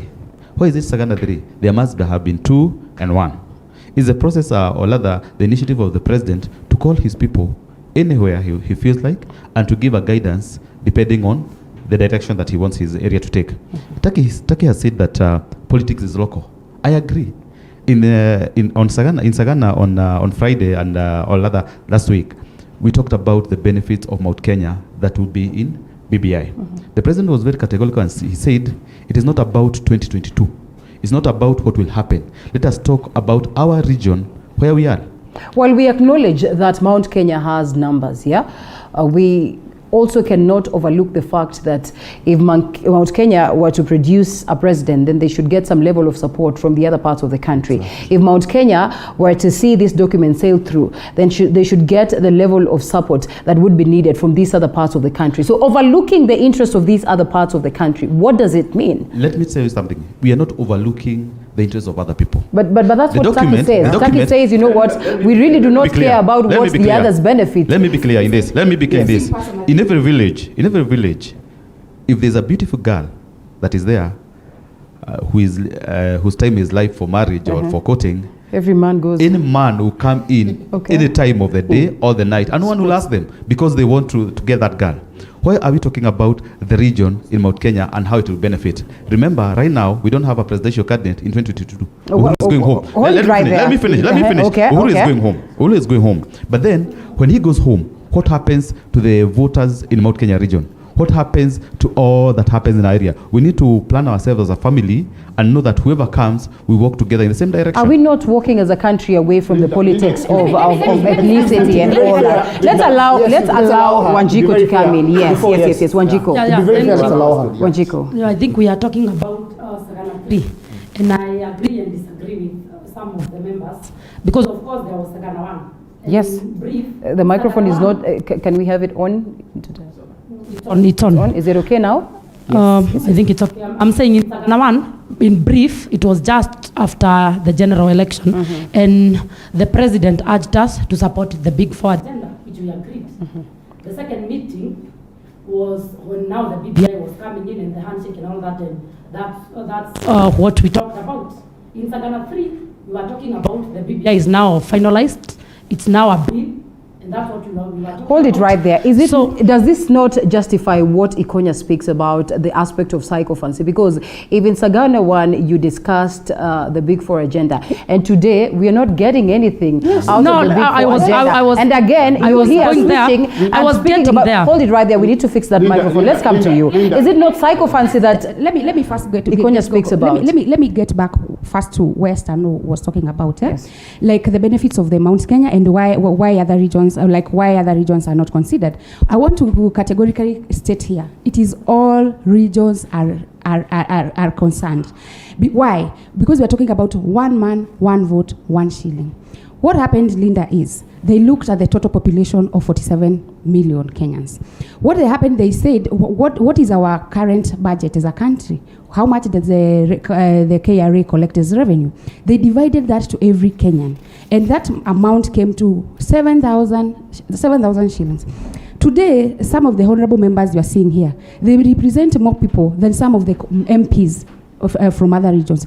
This is because some of the constituencies are very small. There is an MCA, I think, from Kiambu, I think rural town, who represent similar people, the same number of the people like Lamu County. Right. So what happened is now they divided this number, the amount we get as the country by the number of the people that we have. Mount Kenya, of course, have the larger population, and so what happened is that is why you are seeing we have additional constituencies so that we implement the one man, one shilling, one vote. So what I want to say is, even to Honorable Osoro, even the Kisii County, or where he comes from, South Mugirango in particular, he speaks of a huge population. It is still one man, one shilling. And if you look down, you will see even South Mugirango was added a constituency. Is it so? Is it so? Let me finish, Linda. Taki disagrees with that. Let me finish. Let me finish. Allow her to finish. Briefly. Allow me to finish. Make it brief. Yes, I'll make it very brief. And the benefits that we saw as Mount Kenya, we have been added 53 billion shillings. This is not because of anything, any other reason. It is because of our population. And when I hear someone like Ikonya saying that he disagrees with this document because we don't receive 15%, well, where are we going to get that 5%? What I'm saying is, Wambo Njoki, let it be in the constitution so that when there is no money, we will understand there is no money. But we will not be under anybody's. Yes, allow me to. It becomes mandatory. It becomes mandatory. Exactly. Yes, it becomes mandatory, but it is a percentage. But it is a percentage of what it is that the country has. I'm asking. It becomes mandatory. Allow me. No. Let's have Wanjiko wind up on her thought. Talking about Sagana. So I was saying we discussed the BBI. So of course, I think there was a conversation that it was Kangata's letter that incited the president to call us. Yes. I don't believe so. Because there was one, there was two, and there was three. It's okay. I'm afraid you might have to pass that microphone to Wanjiku. Before I pass, I wanted to tell. Wanjiku has barely said anything. I wanted to demystify what Madam is trying to mislead people. Yes. Number one, Sagana 1 was in 2016. Yes. And we were not discussing about any of those things she's discussing. We were discussing about the election. Let me go step by step. Yes. In 2016. Make it brief because Wanjiku has not. You cannot counter what she's not. In 2016. Yes. In 2016 we were discussing about. We were discussing about what we were. 2016 we were discussing about the 2017. In Sagana 2, it was in 2019 November. 2019 November. I have and I can tell you even 15th date. It was 15th November 2019. Right. We were discussing about Big Four agenda. Right. And how it shall help us. We were not discussing anything about the handshake. What has happened about the let Big me Four agenda? take you step by step because I wrote notes. In that on 15th November 2019, after discussing Big Four agenda, we agreed the temperature, the political temperature, the president cannot implement the Big Four in the previous political temperature it was. We never discussed about the BBI. We discussed the handshake.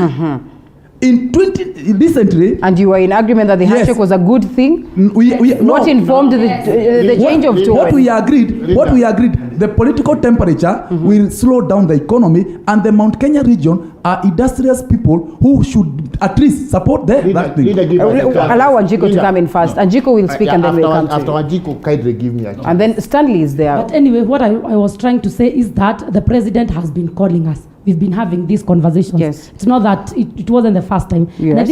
And I remember he explained very well, and he said, when you elected me to go work for you. I've been in State House working for you. Yet there are some people moving around, campaigning, launching the projects that I work so hard to get them implemented. And that's where he was coming from. Yet these people here, I remember, and one boy said very well, Ikonya was the loudest when the president asked, do you support the BBI? He said yes. He said yes. And I wish he said no. I can only accept what it is that you tell us because why? Now that I've been mentioned, I must respond to this. Okay. Because we need to have a very honest conversation here. We need to have a very this is the kind of psychophancy I'm talking about. No, you cannot say psychophancy. Let me finish. Why are you not allowing me to finish people? So I must no, let me finish first and then you come into to because I'm saying, and I'm saying it. By the way, that's being quite dishonest. I was voted in by people. Let's moderate. Let's make it. Let's have some order. Let's have some order. Let Wanjiku finish and then we come. That's being quite dishonest. Right. Because honestly, I know we can get the clips of that particular day. Why are you calling it psychophancy when the president calls us so that we can have a conversation? Yet you are the people moving around here saying the ground is shifting. And so in this case, do you think the president achieved what it is that he was seeking to achieve? He achieved, apart from this. He's going to get support 100% on the BBI? Not 100% because we have such people who said yes and changed their tone. And yet, they meant no. Allow him, he has the right to reply. Let him reply and then come to you. But Stanley is also on standby. Stanley, you might have to. All right. I've been mentioned. Gentlemen, we have about 1 hour 15 minutes. Everyone will have a chance to speak. Stanley is after me. Can Stanley say something and then we come to you, Ikonya? You will mention. Yeah, no, wait. She also mentioned. I've been rubbed the wrong way. He probably wants to mention you again, and so let's hear. Now, I want to come in from the 35 and the 15%. It is a percentage. We are moving into a situation whereby our economy will not be stagnant. Our economy will grow. We don't have an issue having the 35% put in the constitution as the economy grows. We'll get there. When I hear my colleagues talk of psychophancy, I'm asking myself, we're talking about getting ward fund, about development coming to our areas. Is it that they don't want that money to come to the wards for development? Is that they don't want proper healthcare? They don't want proper infrastructure? They say the little that has been promised has not gotten its way. No, the question is it that they don't want that to happen? Is it that what do they know that I don't know? Where I come from, we don't have enough money for bursary. We don't have enough money to construct hospitals. We don't have enough money to do all the roads that we want. And if there's a railway that will lead us to that point, I think I would be the first one to lead my people there. 2, if the president sees a direction that will benefit this region, I don't think that the president want to BBI to help him and the family. I believe that whatever will happen will benefit the region and the country at large. At this point, I say it is my own opinion that I believe in it. But then, when it comes to supporting it, we need to go down and inform and let Wajiko make an informed decision. Two, the final point. We have a lot of discussion going on. Is the mountain intact? Is it not intact? The president has been in the region propagating the issue of BBI. Yes. The only challenge we're having is that Wajiko does not have a copy. Wajiko has not yet led the BBI. I cannot tell you to support the agenda I have, yet you have not seen it. First of all, see the agenda, internalize it, and then understand it. Then know that whether you're supporting it. What will it take for Wanjiko to go through this? Remember, the document is at the level of the counties already. As the leaders, that's why we were in Sagana 3. The president came clear. He gave out copy. The copies are supposed to be with Wajiko. The 3 months that we have a lot of discussion happening in the assembly and also on the ground, so that when we make a decision, it will have been from the crowd, from what Wajiko says. If she says yes, it will be through. If she says no, the discussion continues. Duku, let's allow Ikonya the right to reply, and then we come to you. Yes. I must respond to my colleague here and tell Wajiko, if you know the kind of a leader that I am, I'm a respected leader elected by the people of Kiambu Town. And I'll tell you, I am not a sycophant of anyone. I'm an independent thinker. I did not jump. I did not celebrate over anything. When I saw you guys jumping up, being lied to that a car loan will be converted into a grant. How that is supposed to happen in this life, I don't know. And I'll tell you, I've been system long enough to tell you that probably some weeks down the line, as you get to passing BBI, then the Okia Umkatas of this life will head to court and have that stopped. So forget about thinking about money. Think about your people. Let us ask ourselves some real questions. Do we need BBI to bring in that 5%? We don't. We have a parliament, we have Senate, we have the national parliament that is supposed to register it to that effect. We do not BBI to do that. Do we need BBI to give a tax relief to youth? We don't. It needs a presidential declaration and it to be done. Basically, that's what I'm saying. Let's not waste money on things that we can do and we have appointed and hired people to do. Let me finish by saying, let me say this. For example, when you tell Kenyans, in broad daylight, in glare, and you tell Kenyans that we need BBI, for example, to have Kiambu get 6 more constituencies. That is a lie. The law is very clear. It says that after every 10 years, we'll do a census. Number 2, we'll do a boundaries review. So that does not be, to add Kiambu County, for example, 6 constituencies, does not require BBI. Basically, what I'm saying is we have better priorities, and I must say this: you have said that I support BBI. I have never supported BBI. So what is the bone of contention? What do you take issue with? The fact that it is not the right time, or the fact that the document is not a the timing is wrong. Number one, okay, we have better things that we can do right now, as opposed to doing BBI. What we want to achieve, we can achieve through the number of legislative houses that we have. We have Senate. Let me, for example. And so you agree these are issues of concern that are important. My brother here has mentioned a very interesting thing, that we need a ward development fund. Yes, I believe we do. When Iroko Kangata brought it in Senate, what happened? They flopped it. And were they genuine?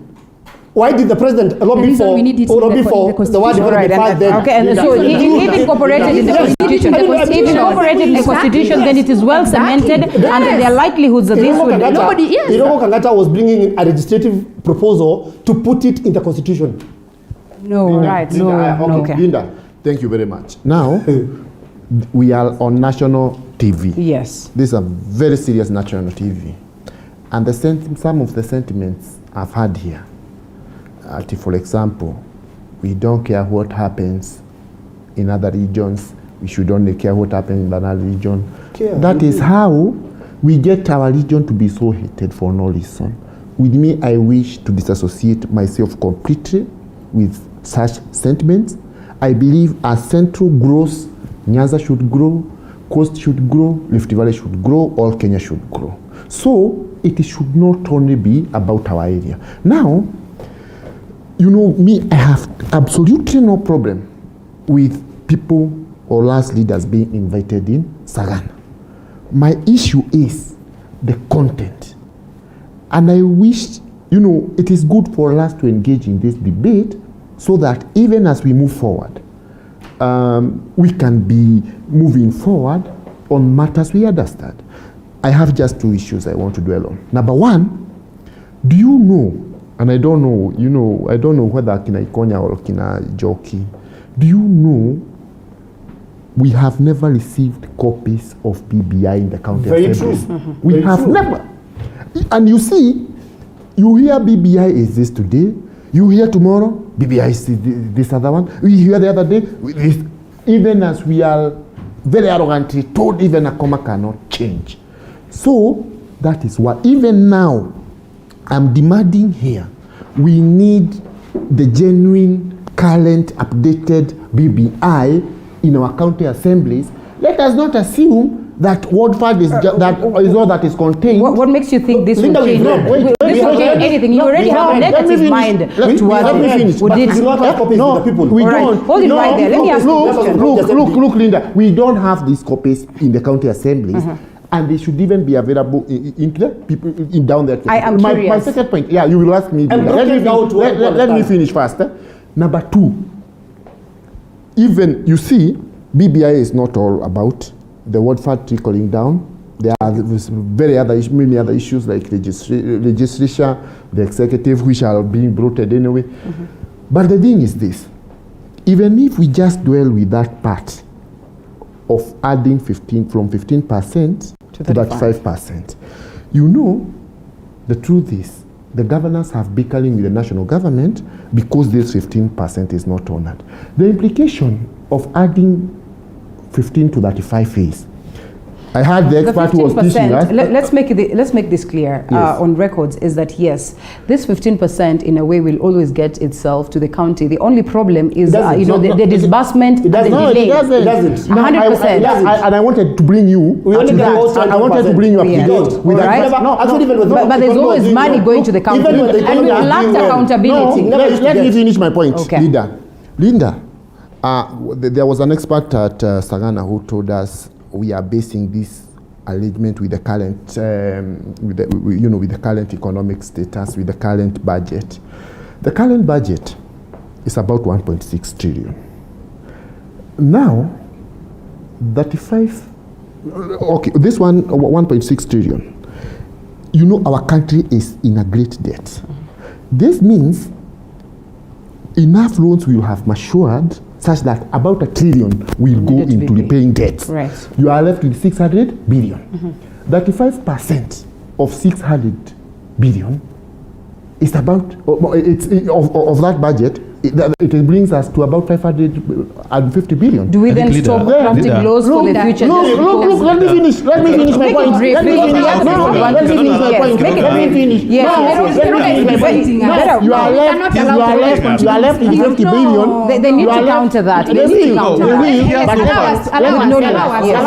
Allow us. You are misleading us. Let them tell us, how will you share 50 billion between the national government and the county governments, and you have added to 25%. Allow me to say this, because now we can keep on talking about us, and probably the viewers do not even understand. Yes. Allow me just 1 minute.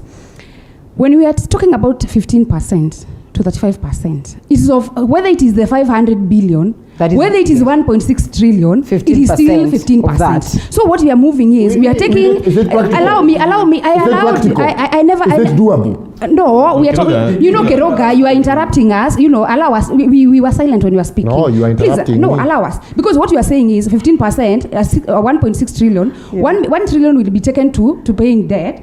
600 billion is what we will use. It will still be 35% of the 600. So no, please, of 1.6. Okay. Let me do this. Allow me, Kiruga. Allow me, because we did come here for next time you invite us. Tell us it's a shouting contest. But when we talk about percentages, we speak of the percentage amount that is 1.6. 35% of 1.6. But you said 1 trillion it will be paying debt. Of course. Yes. That's what I'm saying. Whether we are left with 600, it will be still 35% of the 600. No. Okay. Yes. Okay. Allow me to say this because of our viewers. Let me give them an example of the money that is coming.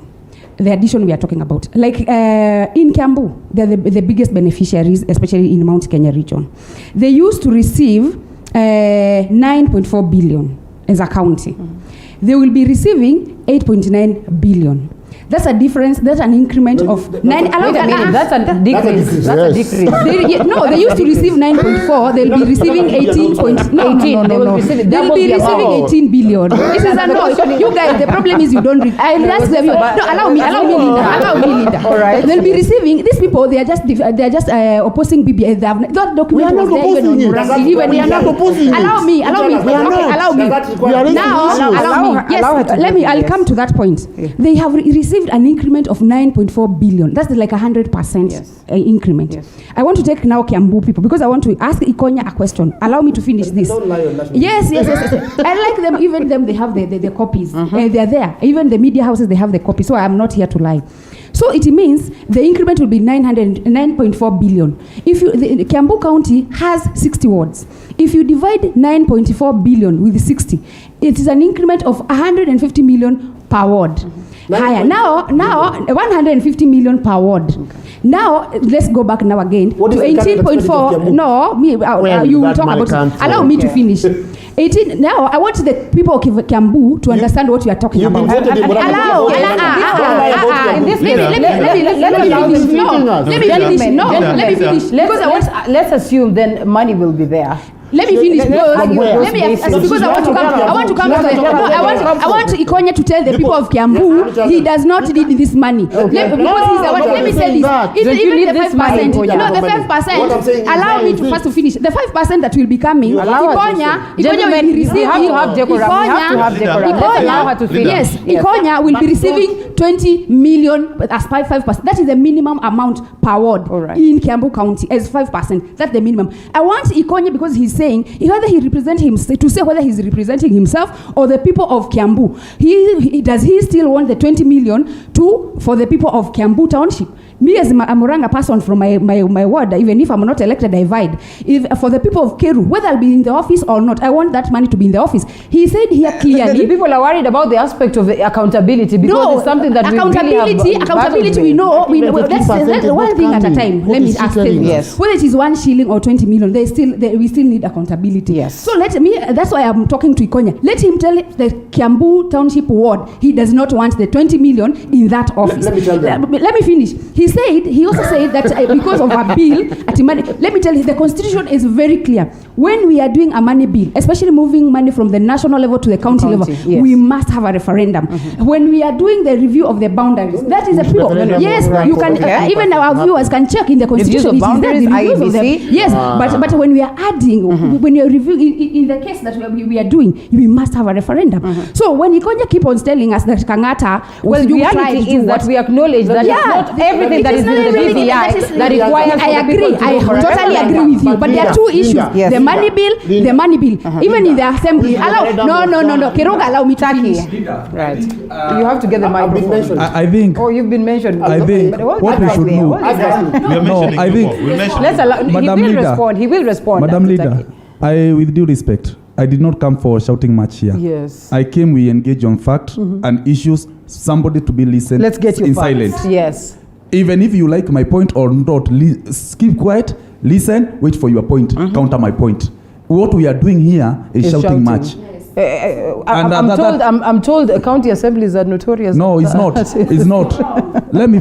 And I want to be heard in silence. Yes. If I make a point, if I make a point which you don't like, wait for your point. Counter mine. Okay. I want to start by what honorable some members here who are misleading others members. And before you even get to that, and I'll allow you to do this. Allow me to ask this question: grants for your cars, politics of handouts. Ruto with the mountain members of parliament, with Uhuru at the grassroots.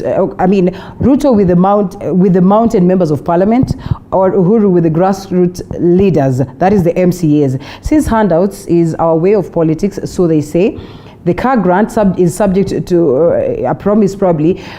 Let me say this. The car grant subject is not a new promise to the MCAs. Yes. It is something that has been promised before. It's one of the unfulfilled promises from Uhuru's first term. This I'm reading because someone drafted it as a question. And so, is it enough to convince the MCAs in passing the BBI? And if it does convince them into passing the BBI, the common mwananchi then will question the credibility of them sailing this document through? Is it because they got handouts that now they decided, okay, and I mean, it looks like MCAs were waiting for this. Remember, even the conversations of degree and all that, you know, they were in a way trying to blackmail the government or the BBI process. There you go. Let me answer. First of all, about the education level, is not in BBI. Okay. It is not in BBI, but remember, they were using this as a bait. They are saying, if this is not scrapped off, I'm afraid we're not going to see the BBI sail through. Yes, that was the conversation. There is so many things that a lady can tell somebody who is quoting him. Okay. There is so many things. So in this the case, ends justify the means. All right. One thing I want. All right. Okay. Proceed. One thing I want to tell you. First of all, it's about BBI. There is nothing about education level that is in the law that was passed in 2016, 2015. Yes. So that is a law. And whether you like it or not, in 2022, nobody will contest without a degree. From MCA to governor. Okay. That is water under the bridge. That is done. Number two, they are talking about I also have issues. There's 98% of things in BBI don't need a referendum. That we all agree. 98%. Anita Dhombi and other MCAs, we went around even to Senate presenting our views on the World Development Fund. And I appreciate Kangata. He mobilized members in Senate and it passed. What happened when it came to Parliament? Because it happened in June last year. I want to be categorical because I was following that thing. The members of Parliament who are handshake brothers said, if we pass this World Development Fund, because after passing the Senate, it was to come, because it's the money bill, it was to come to the Parliament. If we pass this World Development Fund, the BBI won't pass. So it was intended, they shoot it down so that they can hoodwink the MCAs so that they can pass. I can tell you for free. And you have been hoodwinked? Yes, we have, because we feel like we are flower girls in the assemblies. Okay, and so you left with no choice. We need a World Development Fund so that you can have development in your ward. Another thing, my honorable friend here who has said, they keep things like constant. Ward will be reviewed, whether we have BBI or not. Wards, because, for example, we have some wards. The ward to review wards does not need BBI, does not need IBC, does not need referendum. It continuously, like we have ward called Kamenu. Kamenu ward in Thika has 52 registered voters, 52,000 registered voters. We had another ward next to him with only 6,000 voters, just in the same constituency. But you see, so that need to be reviewed. They are they are talking about the spirit. The issues we are talking about is the spirit and the letter of the BBI. Yes. There are some people who feel inclusivity won't be felt because of BBI. Inclusivity. So we shall be having demigods in the political arena, whereby I need a Kikuyu, a strong Kikuyu, I need a strong Kamba, I need a strong Luya, I need a strong Luo. So the majority will have the Yahwehs who will kill devolution. Lastly, about the money, I want to pass. Before I was elected, I was not married. Before I was elected, when I got married, I extended my house. Yes, I extended my house. I moved into 2-bedroom. Right. So when we should not focus so much on where the money will come from. Yes. We should focus on how we shall bake the cake. Okay. Well, let us agree. We have agreed to share this money 65-35. When money is ready. Now we go out. Even you do budget. For the money. You do budget. Then you go to fund for money. So issue of we is talking about where the money will come from. I want to remind my friend here. We did a Huduma Center, and I am glad because I went to India. I went to Dubai. When I'm doing some research in India and in Dubai, when you pass a toll station, your account is debited. Debited because you have to be surcharged. Okay. The Huduma Center was to come a model whereby we shall increase our revenue. In Kenya, only 15% of the population are taxed. Right. Go and do it, and you get to the fact. Now, who or what? Yes. Whose problem or whose mistake is that in this case? Because we did not have the structure. The structures. The structure. Now the Huduma Center, even when you go to open an account, you cannot do transaction without KRA. You cannot do any transaction without KRI. And so in this case, we shall have a pool of resources whereby we shall even get enough even to share and to pay loans. So don't worry about where the money will come from. Stanley, let's allow Stanley to come in. I need to clarify something. No, you'll come, Stanley. There is a difference between IEBC review yes, and the boundaries review and additional yes. So counties. IEBC, the only thing they can do without a referendum is reviewing the boundaries. If they're supposed to be 290, they can review, but they cannot go up even by one. Okay. But what we are doing, the BBI, what they are doing is to add some more constituencies. Go ahead. No, Kiroga, you need to wait. You need to wait. Stanley is able to. Stanley doesn't require that. That one, honestly, that can be countered. And let's allow Stanley to come in and counter that. Thank you. I think these guys need some water so that they can cool down. There's plenty of it there. It's just that now. I have some. Oh, yes. I think the water is not doing justice. He has some too, all right?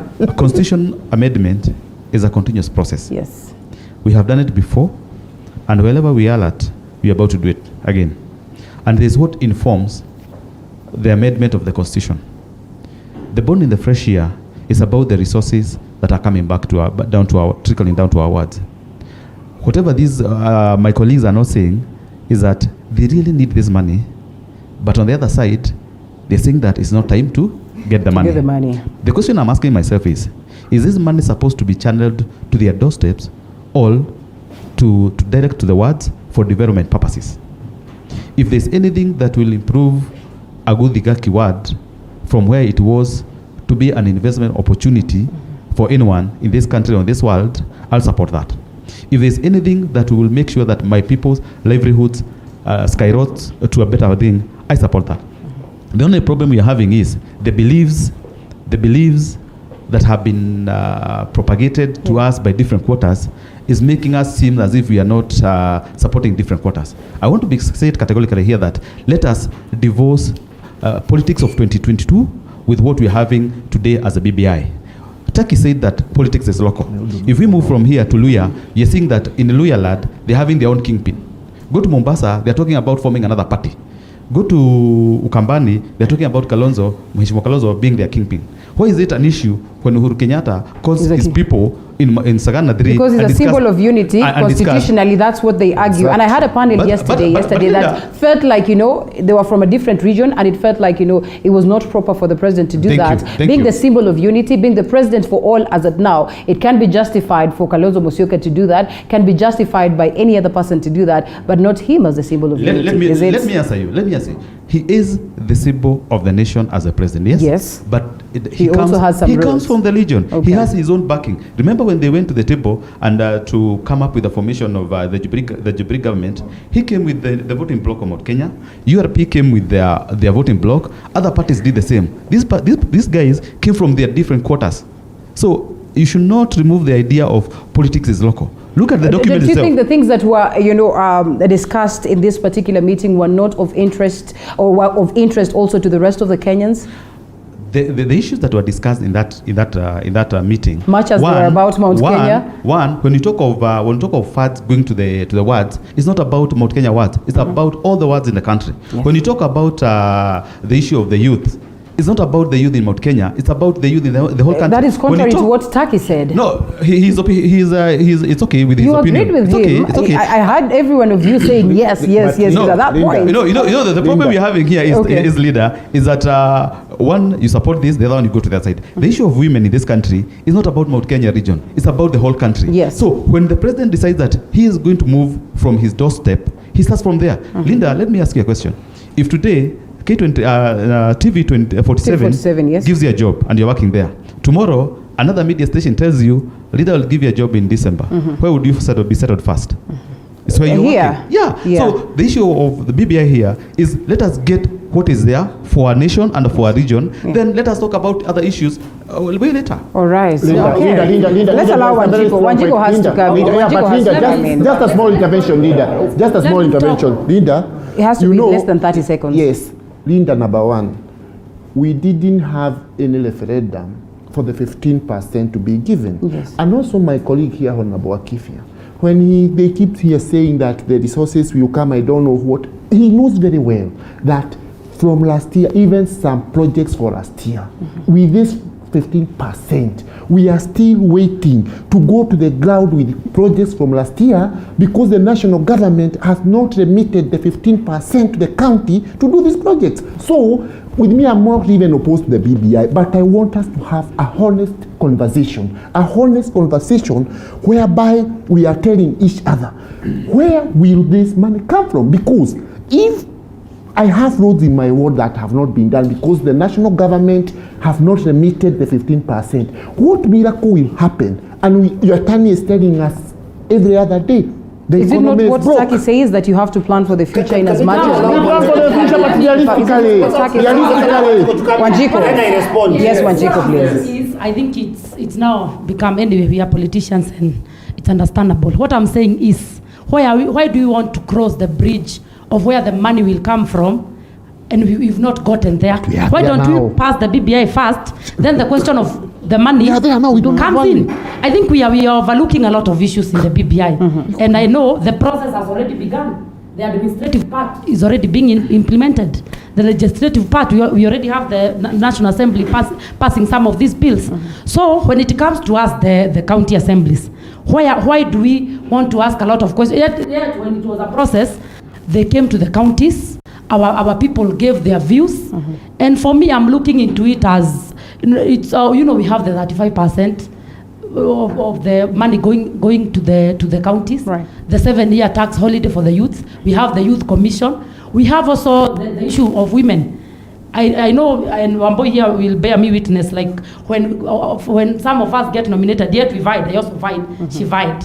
They end up now, we end up being treated like lesser members of the assembly. Yes. But now that one in the BBI, there is a proposal that the people who vie, who already have a connection with the people on the ground, will now be the one nominated. Yes. The vote will just be weighted against all the other votes, so that they get nominated. And that, of course, gives an advantage to the political parties, because they are being told those who consider the special interest groups, which is women, persons with disability, the youth, will also receive quite a higher percentage of the political parties fund. Why are we overlooking all those issues and turning the BBI process into a political process? Playing a lot of politics around the BBI, yet we do not want to see the advantages. As a people, the whole country, we are not talking about Mount Kenya. I don't believe BBI is about Mount Kenya. And Stephen here of Stanley, said the BBI and the president, why he called us the Mount Kenya. It's, of course, charity begins at home. Of course, there is no way he can go to Kisumu and call people in Kisumu, yet he hasn't called us who come from his home ground. You see, home for the president right now is the country at large. Good. But over and above him being the president, he's also from Mount Kenya. Okay, all right. Well, that in a way is arguable to it this way. Ikonya. My sister here did pose a very interesting question. I want to answer to the people of Kiambu that I represent. And I represent them with a lot of diligence and honesty. But we must tell our people the truth. I want as much as I can get for the people of Kiambu Township Ward. Actually, 20 million is not enough. I would want 50 million or thereabout. She did mention a lot about Kiambu. I will tell you, you're a stranger to Kiambu. I saw you read a script. Probably the person who wrote a script to you never gave you actual It's not really this. I think just getting the facts right. That one, okay. You can't have everything. That's why we have the BBI in a document. I was talking about BBI and issues revolving around BBI and why I do not support BBI. I was telling my sister here, we've all agreed that 90% of this document is legislative. And we have agreed there's a certain percentage that is administrative. It is only about 2 or 3% that needs a referendum. Why? Because BBI came to create seats for people. Is it so? Yes, that's what I believe. Now allow me to finish. It is about premiership, it's about... Did you in Sagana counter that in a way? Did you get the confidence to counter that? Were you overpowered and overshadowed to a level where you could not speak? The psychophancy that was exhibited could not allow some of us, who do not allow some of us. And you see, when we come to a private meeting, for example, I have seen members of the county assembly being castigated for making contributions at that meeting because information did not come out in the proper way. I saw, for example, the member for Dumberi, my neighbor, the question he was responding to from the president is how much it gives out in terms of bursaries. But now the narrative that is being peddled around here is that was contributing towards BBI and giving his support for BBI, which I know he does not. He also don't believe in BBI. So with the level of psychophancy that you speak about, Ikonya, are you now trying to tell us that the BBI will sell to Kenyans and to you as well? All right. BBI purports to be the document that is coming to solve issues of corruption in this country. Whereas now, we see now members of the county assembly negotiating with the document, being corrupt in the first place, and negotiating about car grants so they can pass this thing. Okay. And I saw them jump to the roof because some car grants have been promised. And it has never come. It has never come. But I've asked you, how do you convert a car loan into a grant in this life? How do you celebrate that as an MCA? No, I didn't say. I mean, how can you be lied to? How can you be lied to and jump to the roof? And you know it can't happen. But when the benefits come, you will also gain that. Will you say no to that? Will you say no to that, Ikonya? You know, when money is put in my account, there is nothing much I can do about it. But I would wish that we'd have an honest conversation as Kenyans. We are corrupting members of the county assembly to pass BBI, while BBI purports to be the cure for corruption. Is that not double standards? Will you say no to the grant? No, Linda. You know, let me say this. But can anyone here probably can explain to us how you can convert a loan into a grant? No, Linda, you have asked that question. Let me answer. No, let me answer. Linda, I've mentioned here in the year 2014, His Excellency the President himself said, MCAs, just like the other candidates of elected lists, if an MP is getting a grant, if a senator is getting a grant, the same should apply to the MCA because they have been elected together. Right. So I have no problem with that. With me, whether the car grant comes or not, that does not bother me at all. My issue is, it bothers the electorate who will feel as though you are, I'm not asking for it. But if it comes, there is nothing I can do about it. And the electorate will feel like you've been, my point is this thing. Bribed to. Yeah, but my point is this. We are narrowing this issue as if BBI is just coming to benefit MCA. Me, I want us to look at the broader picture and ask ourselves. Because you see, and I mentioned here as we started, the BBI narrative. For example, the ODM brigade, they will always go out there, like recently I was at another media station with Honorable Jakoyo Midio. He says he is the Nyanza coordinator for BBI. He talks, then he attacks William Ruto.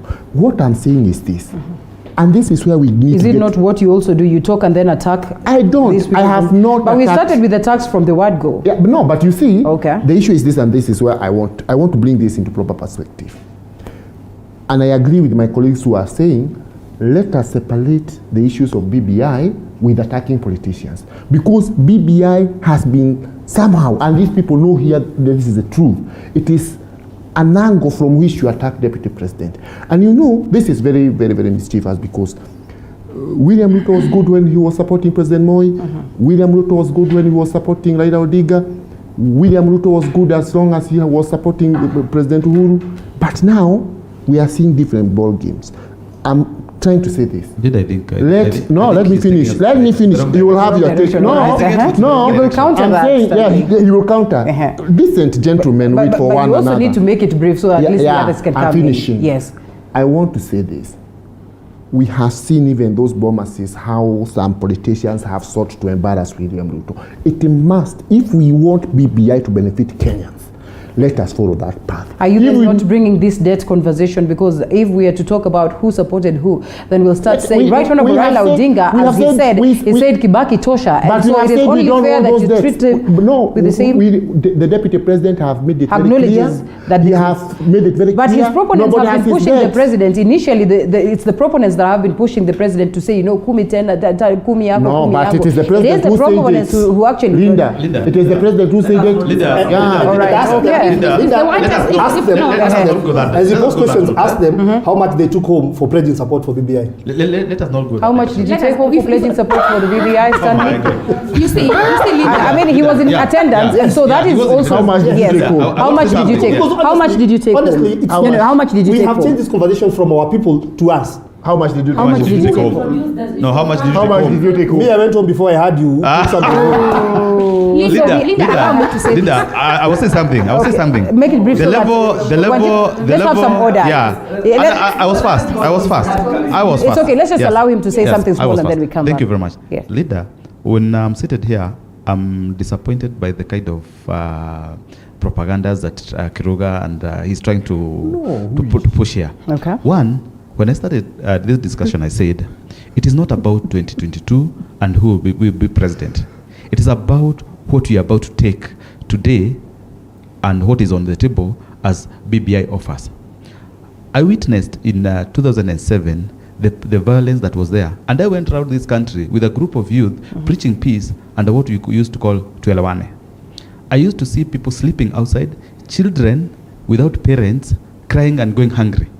If BBI is coming to address the issue of political violence, that one I say I would support. If the issue of one man, one vote, 1 shillings is there, I believe that that's the best thing for this country. But the problem is the lies that we are being told here. The president was very categorical, and he said that I'm going home. It's only God who knows who will take the leadership of this country come 2022. I don't know whether I'll be there in 2022 to lead a Gotv or whatever I want to do in 2022.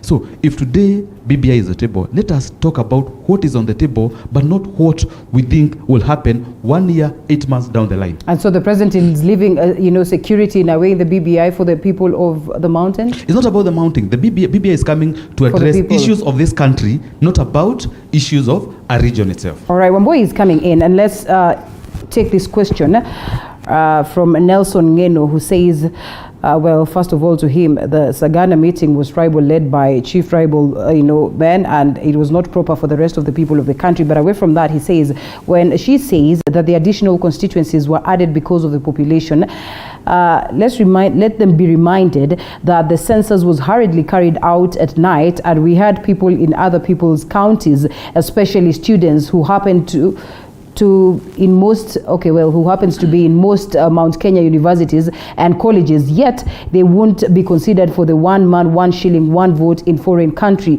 The other day, Kiambu County Assembly agreed that no non-Kiambu or other tribe will get employed there. So don't grab too much from other Kenyans in the name of high population.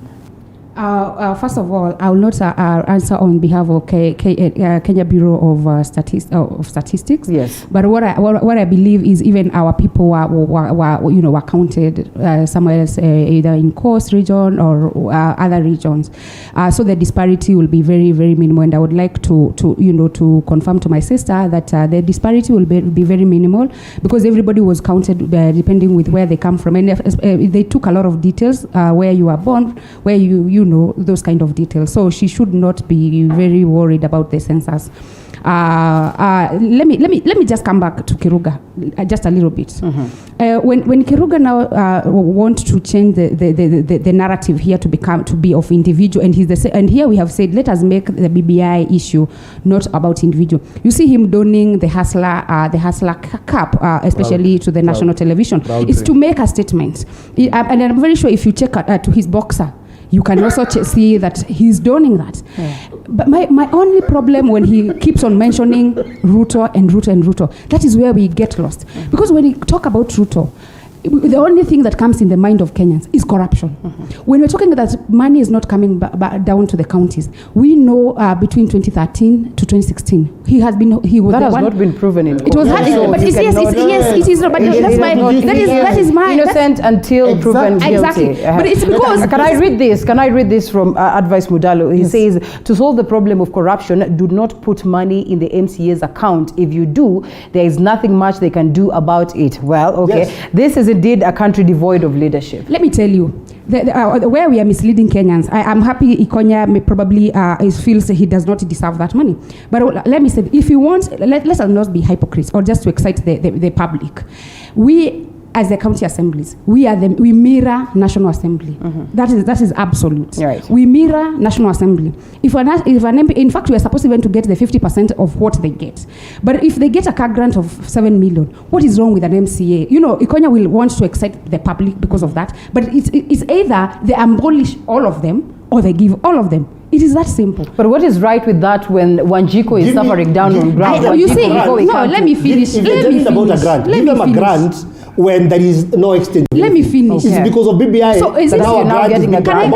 Every time I'm speaking, okay. Ikonya is coming. Yes, he's coming in. mentioning us, you are not giving. No, I'm not. No. I'm going all the way to Wanjiko. Money. You see now what I'm saying is. Remember what we are talking about. We are talking about billions that has been mishandled by the politician. And I want to bring this to attention. And when we always say that Ruto has never agreed on anything, remember the issue of Arol and Kimwarel Dam. No. The deputy president went to the media. No, you are not here. You're not here representing the. He said. No, you're not representing. You are not representing. You are not representing the. We do not want a replica of what happened in Kisii County yesterday, ladies and gentlemen. But what I'm saying is no. But I'm saying what the deputy president said. Okay, he acknowledges that it was only 21,000. He said it is only 21 billion. 21 billion. Okay. And Linda, let me tell you, we have never seen the deputy president in this country going after those people, saying, working so hard to make sure the corrupt leaders have been taken to the courts. What we have seen is him having included the people who, like recently, Sonko was impeached because of corruption cases. Whose camp is he in? He just joined the camp. He joined the camp. Just the other day. He gives them solace. He was pro-Uhuru, remember? He was always... No, but you see, why does he accommodate those people? Okay. So we have seen him tainted. So when we say we don't have money for BBI, and that way I'm coming to your point. Are you saying we failed on the fight against corruption? We have evidently. We have not really failed. I wouldn't say we have. But we have this gentleman that you're mentioning walking around scot-free. If really the laws were doing what it is that they're supposed to do. It is now in the BBI that a corruption. So we have to wait until the BBI. We have to, because we don't have otherwise. Because let me tell you, Linda. Let me say this, Linda. The reason why Ruto and his core do not want this BBI to pass, it is because they are afraid of, because they know if this BBI passes, it is in for them. The corruption cases will not even in 1 year. It will. Wanjiko, let's allow Wanjiko speak. We need and then to get come to you. The main conversation. We're coming to you, Taki.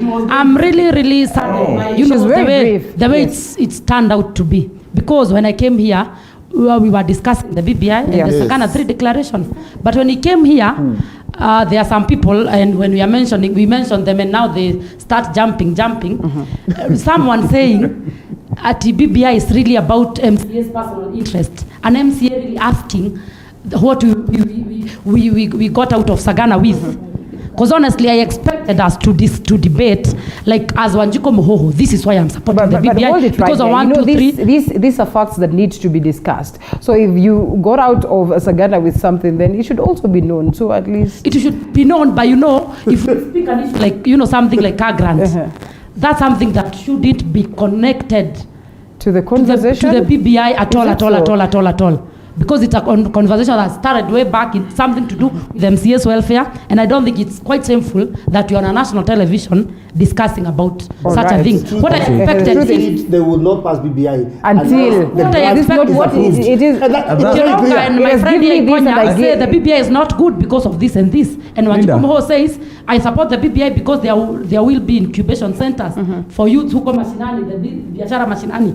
I'll support the BBI because there is the Youth Commission. I support the BBI because of all those issues that are there in the BBI. What we should know, and I somebody here talked about psychophancy. I can also talk about the blindness of we call them educated fools. We don't need a BBI to have a commission. That's why I said 98% of the issues in the BBI don't need BBI. We can implement them right now. We have, for your information, we have a youth fund. We have a ways of fund benefited from that things.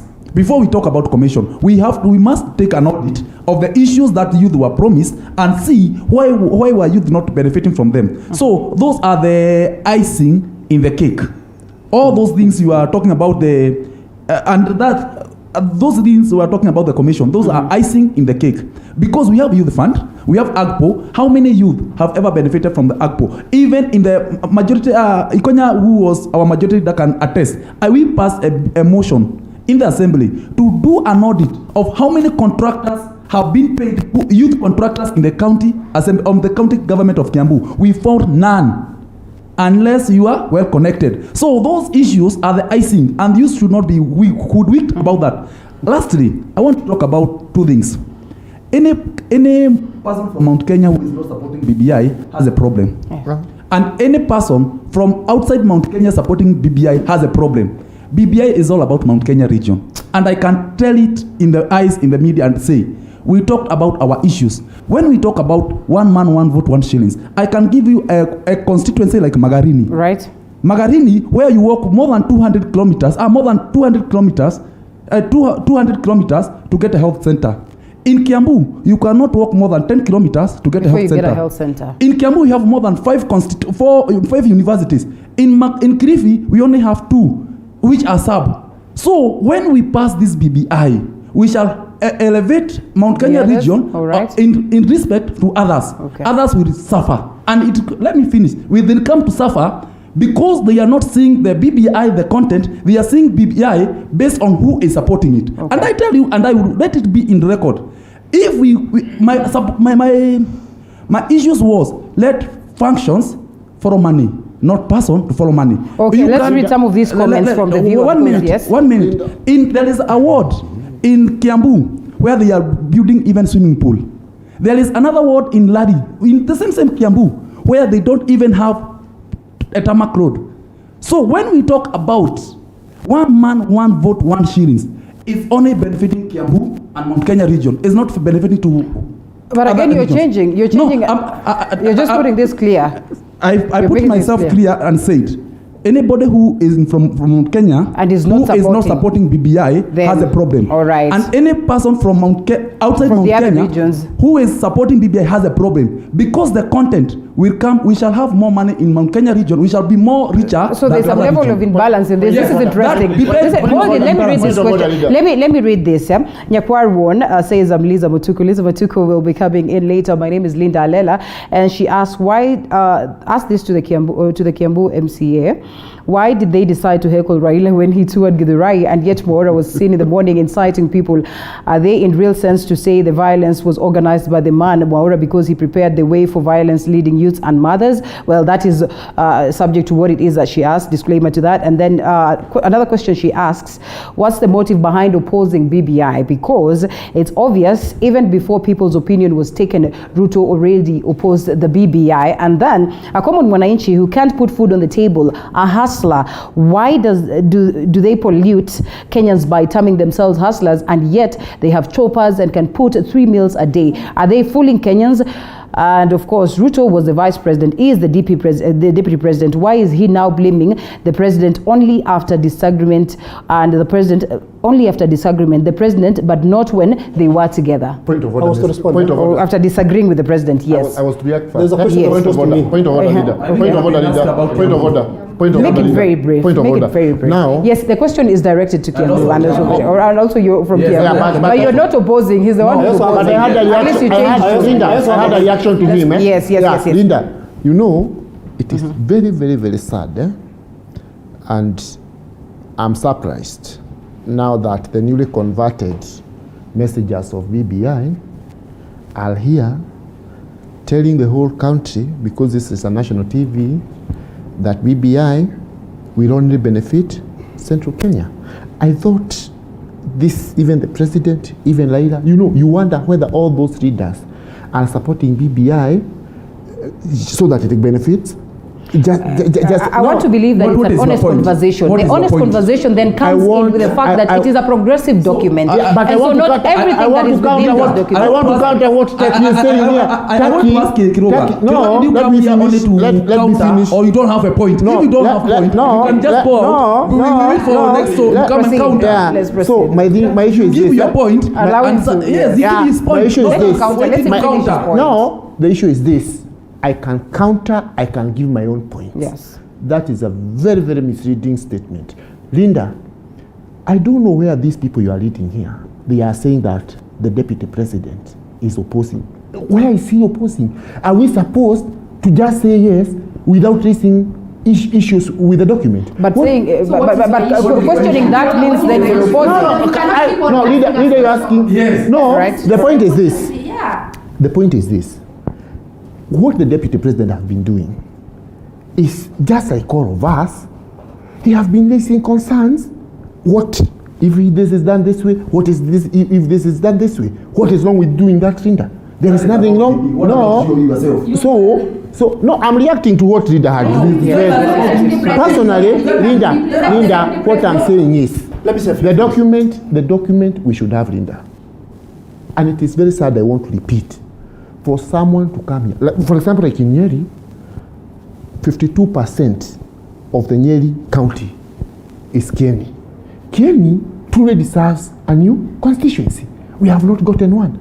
Madera is another very large area. So the issue I'm saying here is that let nobody come here to lecture us that BBI is very helpful to the people of Central Kenya, selling us fear that there will be finished. Finished by who? We shall go to court. That is, BBI is not an end unto itself. So what is your point? What is your point? All right. So what is okay? Well, can I respond to this? As you respond to her and you make it brief, Nicholas Mugire asks, why are they complaining of Uhuru having leaders in Sagana and they don't complain when they meet in Karen? Yes. Exactly. We did not complain at all. Yes, you did not complain. Somebody else complained. I want to respond to the substantive questions that were put across. Yes. One, the issue of Githurai and the violence that happened. I've been on this TV and I've said this again and again, and I started by saying this, that I castigate any forms of violence in shapes and sizes and what have you, everywhere in the country, not just in Githurai, everywhere.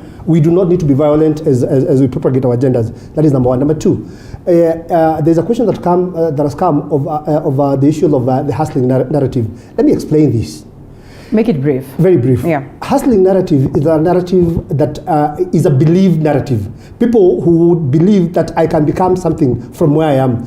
I am telling you the number of people who are paying loans in this Nairobi, the people you call rich, and you see them drive vehicles, and they are hustlers, they are paying loans to service those cars and whatever you. So I'm saying it's not about owning a chopper. It's about you started from somewhere and you can get to somewhere. That is what the hustling narrative is about. It's a belief system that you can become anything you want in this life. That all the good things in life are free and can be attained by believing that you can be a better person tomorrow. That is the hustling narrative. With the carriers of the message, maybe? And you see the reason why the DP brings in the narrative is because he has been there once and he knows how to get up there. So he's saying, let me go up with you. Corruption. No.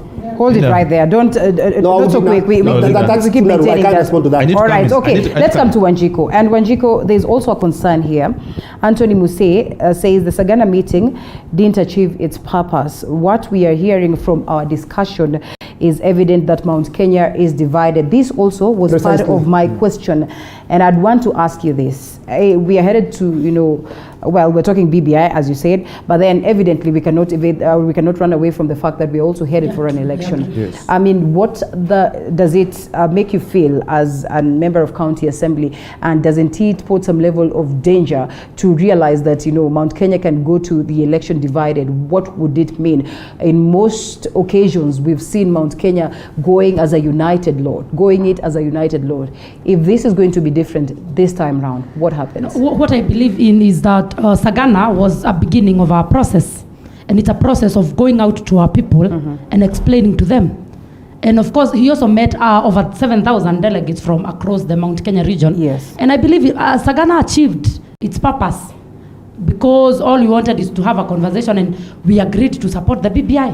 When you say it was a beginning, does it then mean that there'll be need for a Sagana 4? Not Sagana 4. The beginning means now that we can go out to our people and talk to them about the BBI.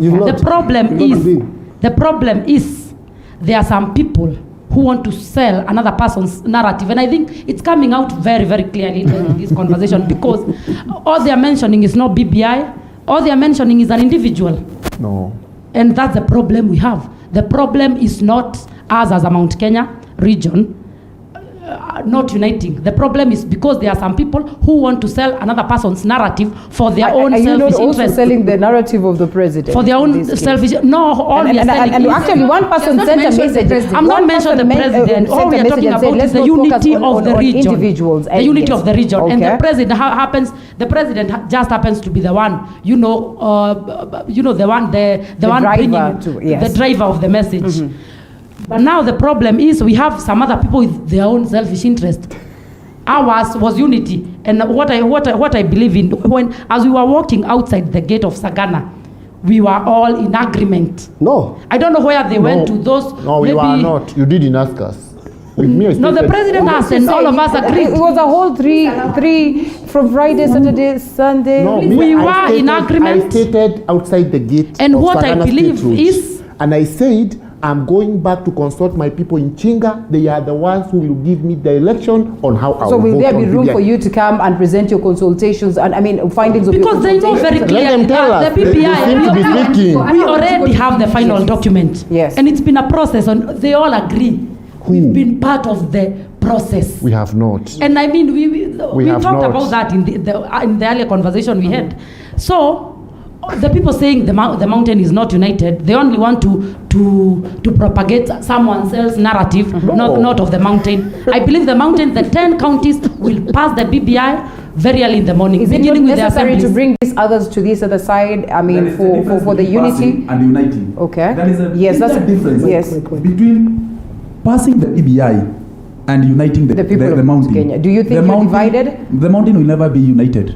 Because makes you say that? personally, I will never support what they are selling. Who? What are we selling? You know you are selling them. We are not selling Thailand. And we agreed. No, it's true. No, it's true. Nothing wrong. We have been What is seeing so you. bad about Raila that you will not support? He is not bad. He is not bad. He is not bad. So bad about Yes. No, he is not bad. And let's not focus on individuals as such. And also, but what is so wrong she about knows that? She went even to Bondo. I also went to Sugoi.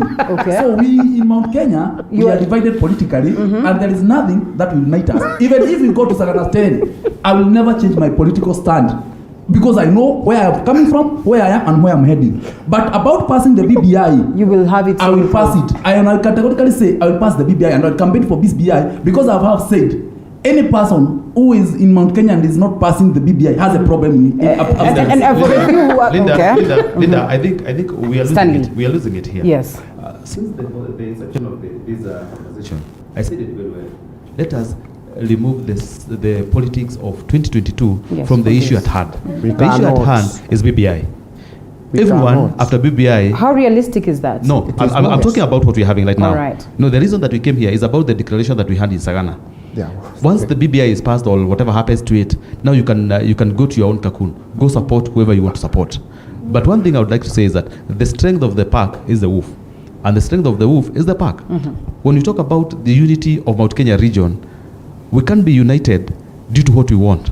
The president was very categorical, and he said, first take what is on the table, then discuss on what will happen next. Right. Then, if that's what is on the table is what benefits our people, what happens? I come from Tetu constituency.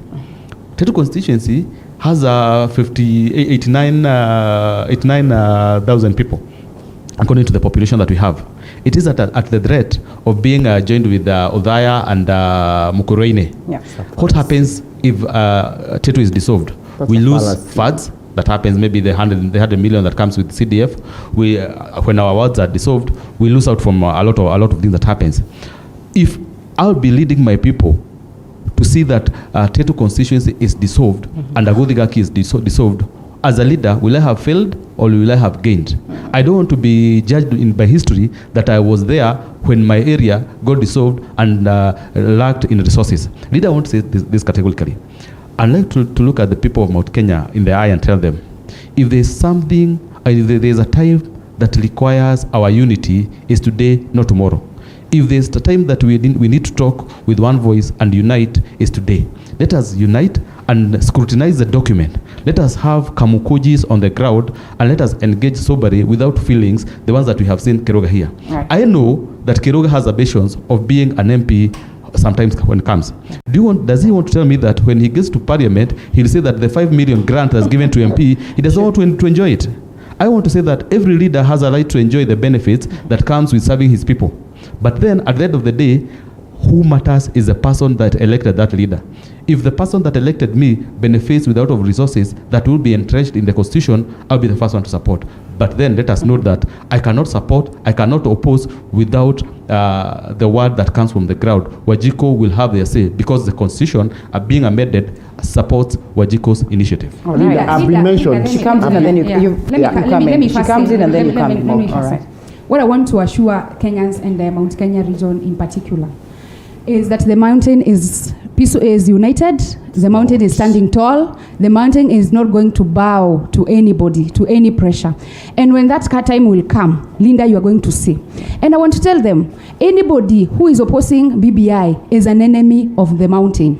Whether they come from there, whether they are coming from anywhere else, they are the enemies of the mountain. The reason is what he's saying, yes, this is all about the benefits of the because mountain. I'm getting there, Linda. This is because if you look at let's go back to the statistics. We are the number one. We have the numbers. But when it comes to resources right now, if you go and compare the resources we get right now from the revenue sharing commission, how much do Mount Kenya get? So but what we are saying is it's one man, one shilling, one vote. Okay. So why they are coming to quotas and why they have been in the Mount Kenya and why everybody votes Mount Kenya? It is because of our votes. If we have 4 million votes, why can't we negotiate? We put them on the table. I want to tell the Kenyans that leadership, when it comes even to political, economic is one of the. If we can, let me remind them. And this one I'm telling the Kenyans and the Mount Kenya in particular. When you talk about the bursary, the one of Mheshimiwa here, they said some of the MCAs were asked to tell the president how much they give as bursaries. Most of them, the person who was giving the highest was 2,000. When you go to other places, like where I don't want to mention, you find that people actually take their electorates to abroad for education. And that's why you realize that as Mount Kenya, we are not able even to educate our children. Because when we go for the bursaries, how much can 2,000, if you have a school fees of about 100K a year, how much are you supposed to get? So what we are telling you is someone is denying you an opportunity to enjoy the benefit of a Kenyan, like any other Kenyan, either from Murang'a, either from Lamu. So I'm saying the mountain is standing tall, and anybody, anyone, anywhere saying that BBI is bad, is not good. Okay. He is an enemy of the mountain. Lots of questions coming from the people, and I think it's only fair that I read through them and then we allow you to come in. And to be discuss BBI, not individuals. All right, I think we've gone through. Nicholas Mugeri, why are they complaining of Uhuru having leaders in Sagana? Okay, Dennis Thupi, unity must be within all tribes. Irungu Goko says Kiruga Dhuku gave his views during BBI task force meeting in Nyeri. He's lying, he wasn't invited. All right, we don't need to be explained by anyone who sells BBI. Okay, let's try and get others. I have to see as I proceed. Let's see another one. Bob Kim says, very well answered, Honorable Ikonya. And now Nyakwara says, I think Mount Kenya has always been united politically. According to my personal view, it's now a laughing region. Why? Because other regions are peaceful and yet Mount Kenya is quarreling, and I'm not sure people from Sugoi and Bondo are laughing at you. Oh, I am quite sure that they're actually laughing at you. Dennis Lubi, there was a Sagana declaration, question mark. Jeff Kamau says, yesterday Wamama Nyeri waited for hours to see wakubwa wakuja waongeleshe, but then sadly enough, this they did not get. Now, the only problem with BBI on opposing side is how the corrupt goons will be dealt with within minimal time possible, probably agreeing to what it is that she says. Lenana Olendegwa says, anyone person supporting BBI, well, should actually look into what it is that they are deciding, because it's not a good thing according to them. Maxine Bahadzwa says, siwalete ile ya choice questions, uone venye itapita asubuhi na mapema. Well, maybe we'll need to have that conversation. And yes, Dennis Itumbi says, well done, Kiruga. I don't know whether you've done it. All right, and there are a couple of them. Dennis Ndubi also, it's a lie to purport that all Kikuyus are in Mount Kenya. Exactly. It's ignorance of the highest order. That is, I mean, there are others who are on the other sides. Nikki Biward says it's unfortunate that from 2013 and 2018, Ruto was good to Uhuru. We know Uhuru wants to give Gideon Moi. That is also another option. And this is the card of politics that is coming on. But so many questions are here and so many reactions are coming from the people. But come to you again so that we can get reactions. And Mark, we have to make it very brief because time is not on our side. Yes. So I want want us to disabuse ourselves of this notion that this is not a political process. Recently, I had the chairman of BBI, one of the co-chairmen, Honorable Dennis Waweru. He said that there are some rules. You see now the things she is doing, sabotaging others. Now, she said, yeah, they are taught those things in board. Now, you see, I was saying, Honorable Dennis Waweru said, we want to pass this thing so that we can use some of those things that we shall pass in 2022. Then he goes ahead in the same statement and says we should disassociate BBI with 2022, which is paradoxical to me. The issue here is, and I have listened very well to my friend here, Mheshimiwa Joki. Mheshimiwa Joki weaves a narrative around, then starts saying, ati watu sijui wanasema nini. What we are saying is, like my friend here is mentioning, and you can even hear the listeners there are saying, if we had a multiple choice, right, which is what the deputy president was saying, and he is entitled to his opinion. If we had a multiple choice, we would come and say, for example, in the increment of so many MPs, we say no. If there are all those things that people seem not to want, they would say no. But you see now, some very sweetener, like this word fund, this is a sweetener. It is a sweetener which is supposed to sell some very, very bitter organic cards which has been needed. Yes, like the bloated parliament, like the bloated executive, right? What I'm saying, and right? My closing remark. What we need most, and we have all agreed here, going by what we saw yesterday in Kisii, going in what we have been seeing, it is not about who shakes the hand of who, and people cannot be threatening us. Here they will walk out of the handshake, they will cause chaos. We must all abide by the rule. We can do like what Trump did in America. He even refused to go for the swearing in of Joe Biden, but he had to abide by the rule. That is what we need most in this country. Konya, make it very brief. We're at 54. We have to wind up by almost 58. Okay, we're closing. Let me say this. I want assemblies to be very honest when they go out to the people. The Constitution is very clear that under Article 96 that assemblies are required to carry out public participation. I sit in the Committee of Implementation and Law Affairs, so that is the committee that is supposed to prosecute BBI. I want us to give a very honest report to our assemblies, because we go to the people, we'll listen to the people, we'll hear them. I've heard them. I've been to the people around my ward and of you, and I can tell you they do not support BBI. So let assemblies not cook reports and take them to the house. I will ask the people of Kiambu to come on that material day and listen to their members of county assemblies voting for that, either voting or not voting, so that they would know that their honest opinions are being are being aired, and rather the report is true and honest.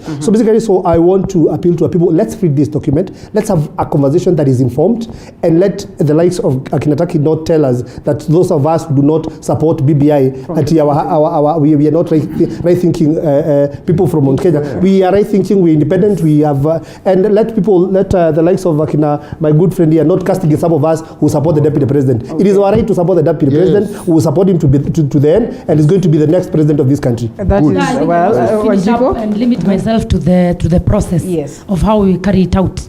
And the issue of question, I think it's come out so many times. You know, there is no way you can have 70-something questions. You know, that means someone will take like an hour.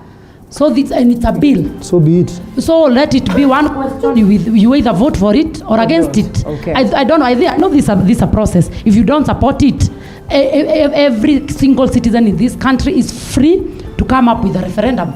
You can start a process, bring the issues you want, change amendment in the constitution, collect your signatures, and bring us your bill.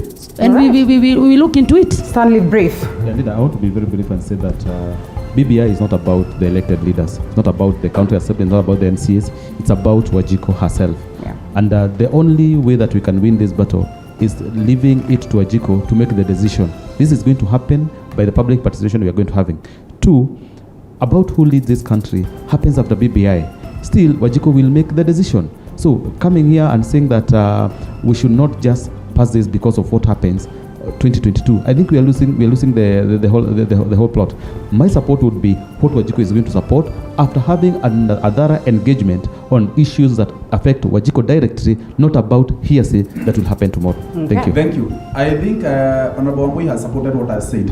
We are going back to 1963, 1964 there, whereby the section paper was passed to elevate some areas and reduce some other areas. I wish the BBI was about not one man, one vote, one shillings, but it about functions. There is you can give somebody 2,000 as a bursary, but there's somebody who, even if you give him or her 10,000, he is walking miles away.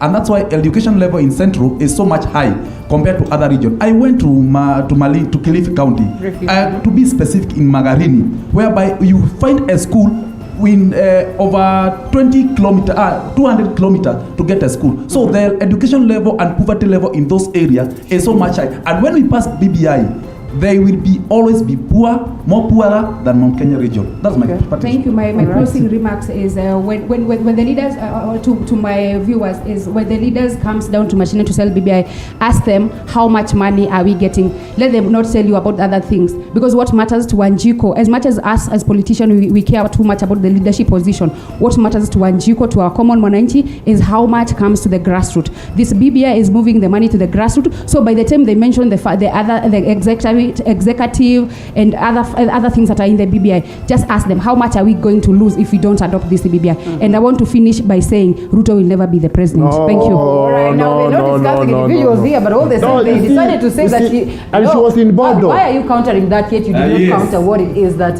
Ikonya said? Thank you so much, Honorable Wambui Njoki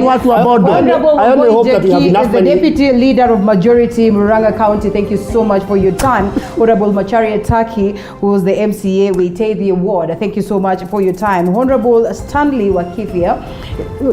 It was good having you. It's a tongue twister. Yes, I got it right. Yes, Honorable Stanley Wakifia is the MCA Agodi Gaki ward, right? Good to have you. And also Wanjiko Mohoho, who's the Honorable MCA for Nyandarua County. It was good having you. We have Honorable Anthony Ikonya, is a household member right here. Thank you so much for your time. Kiabu Township. Yes. I hope this will still have enough money to take to the people who is completed, because they're also hungry. And you say you did not take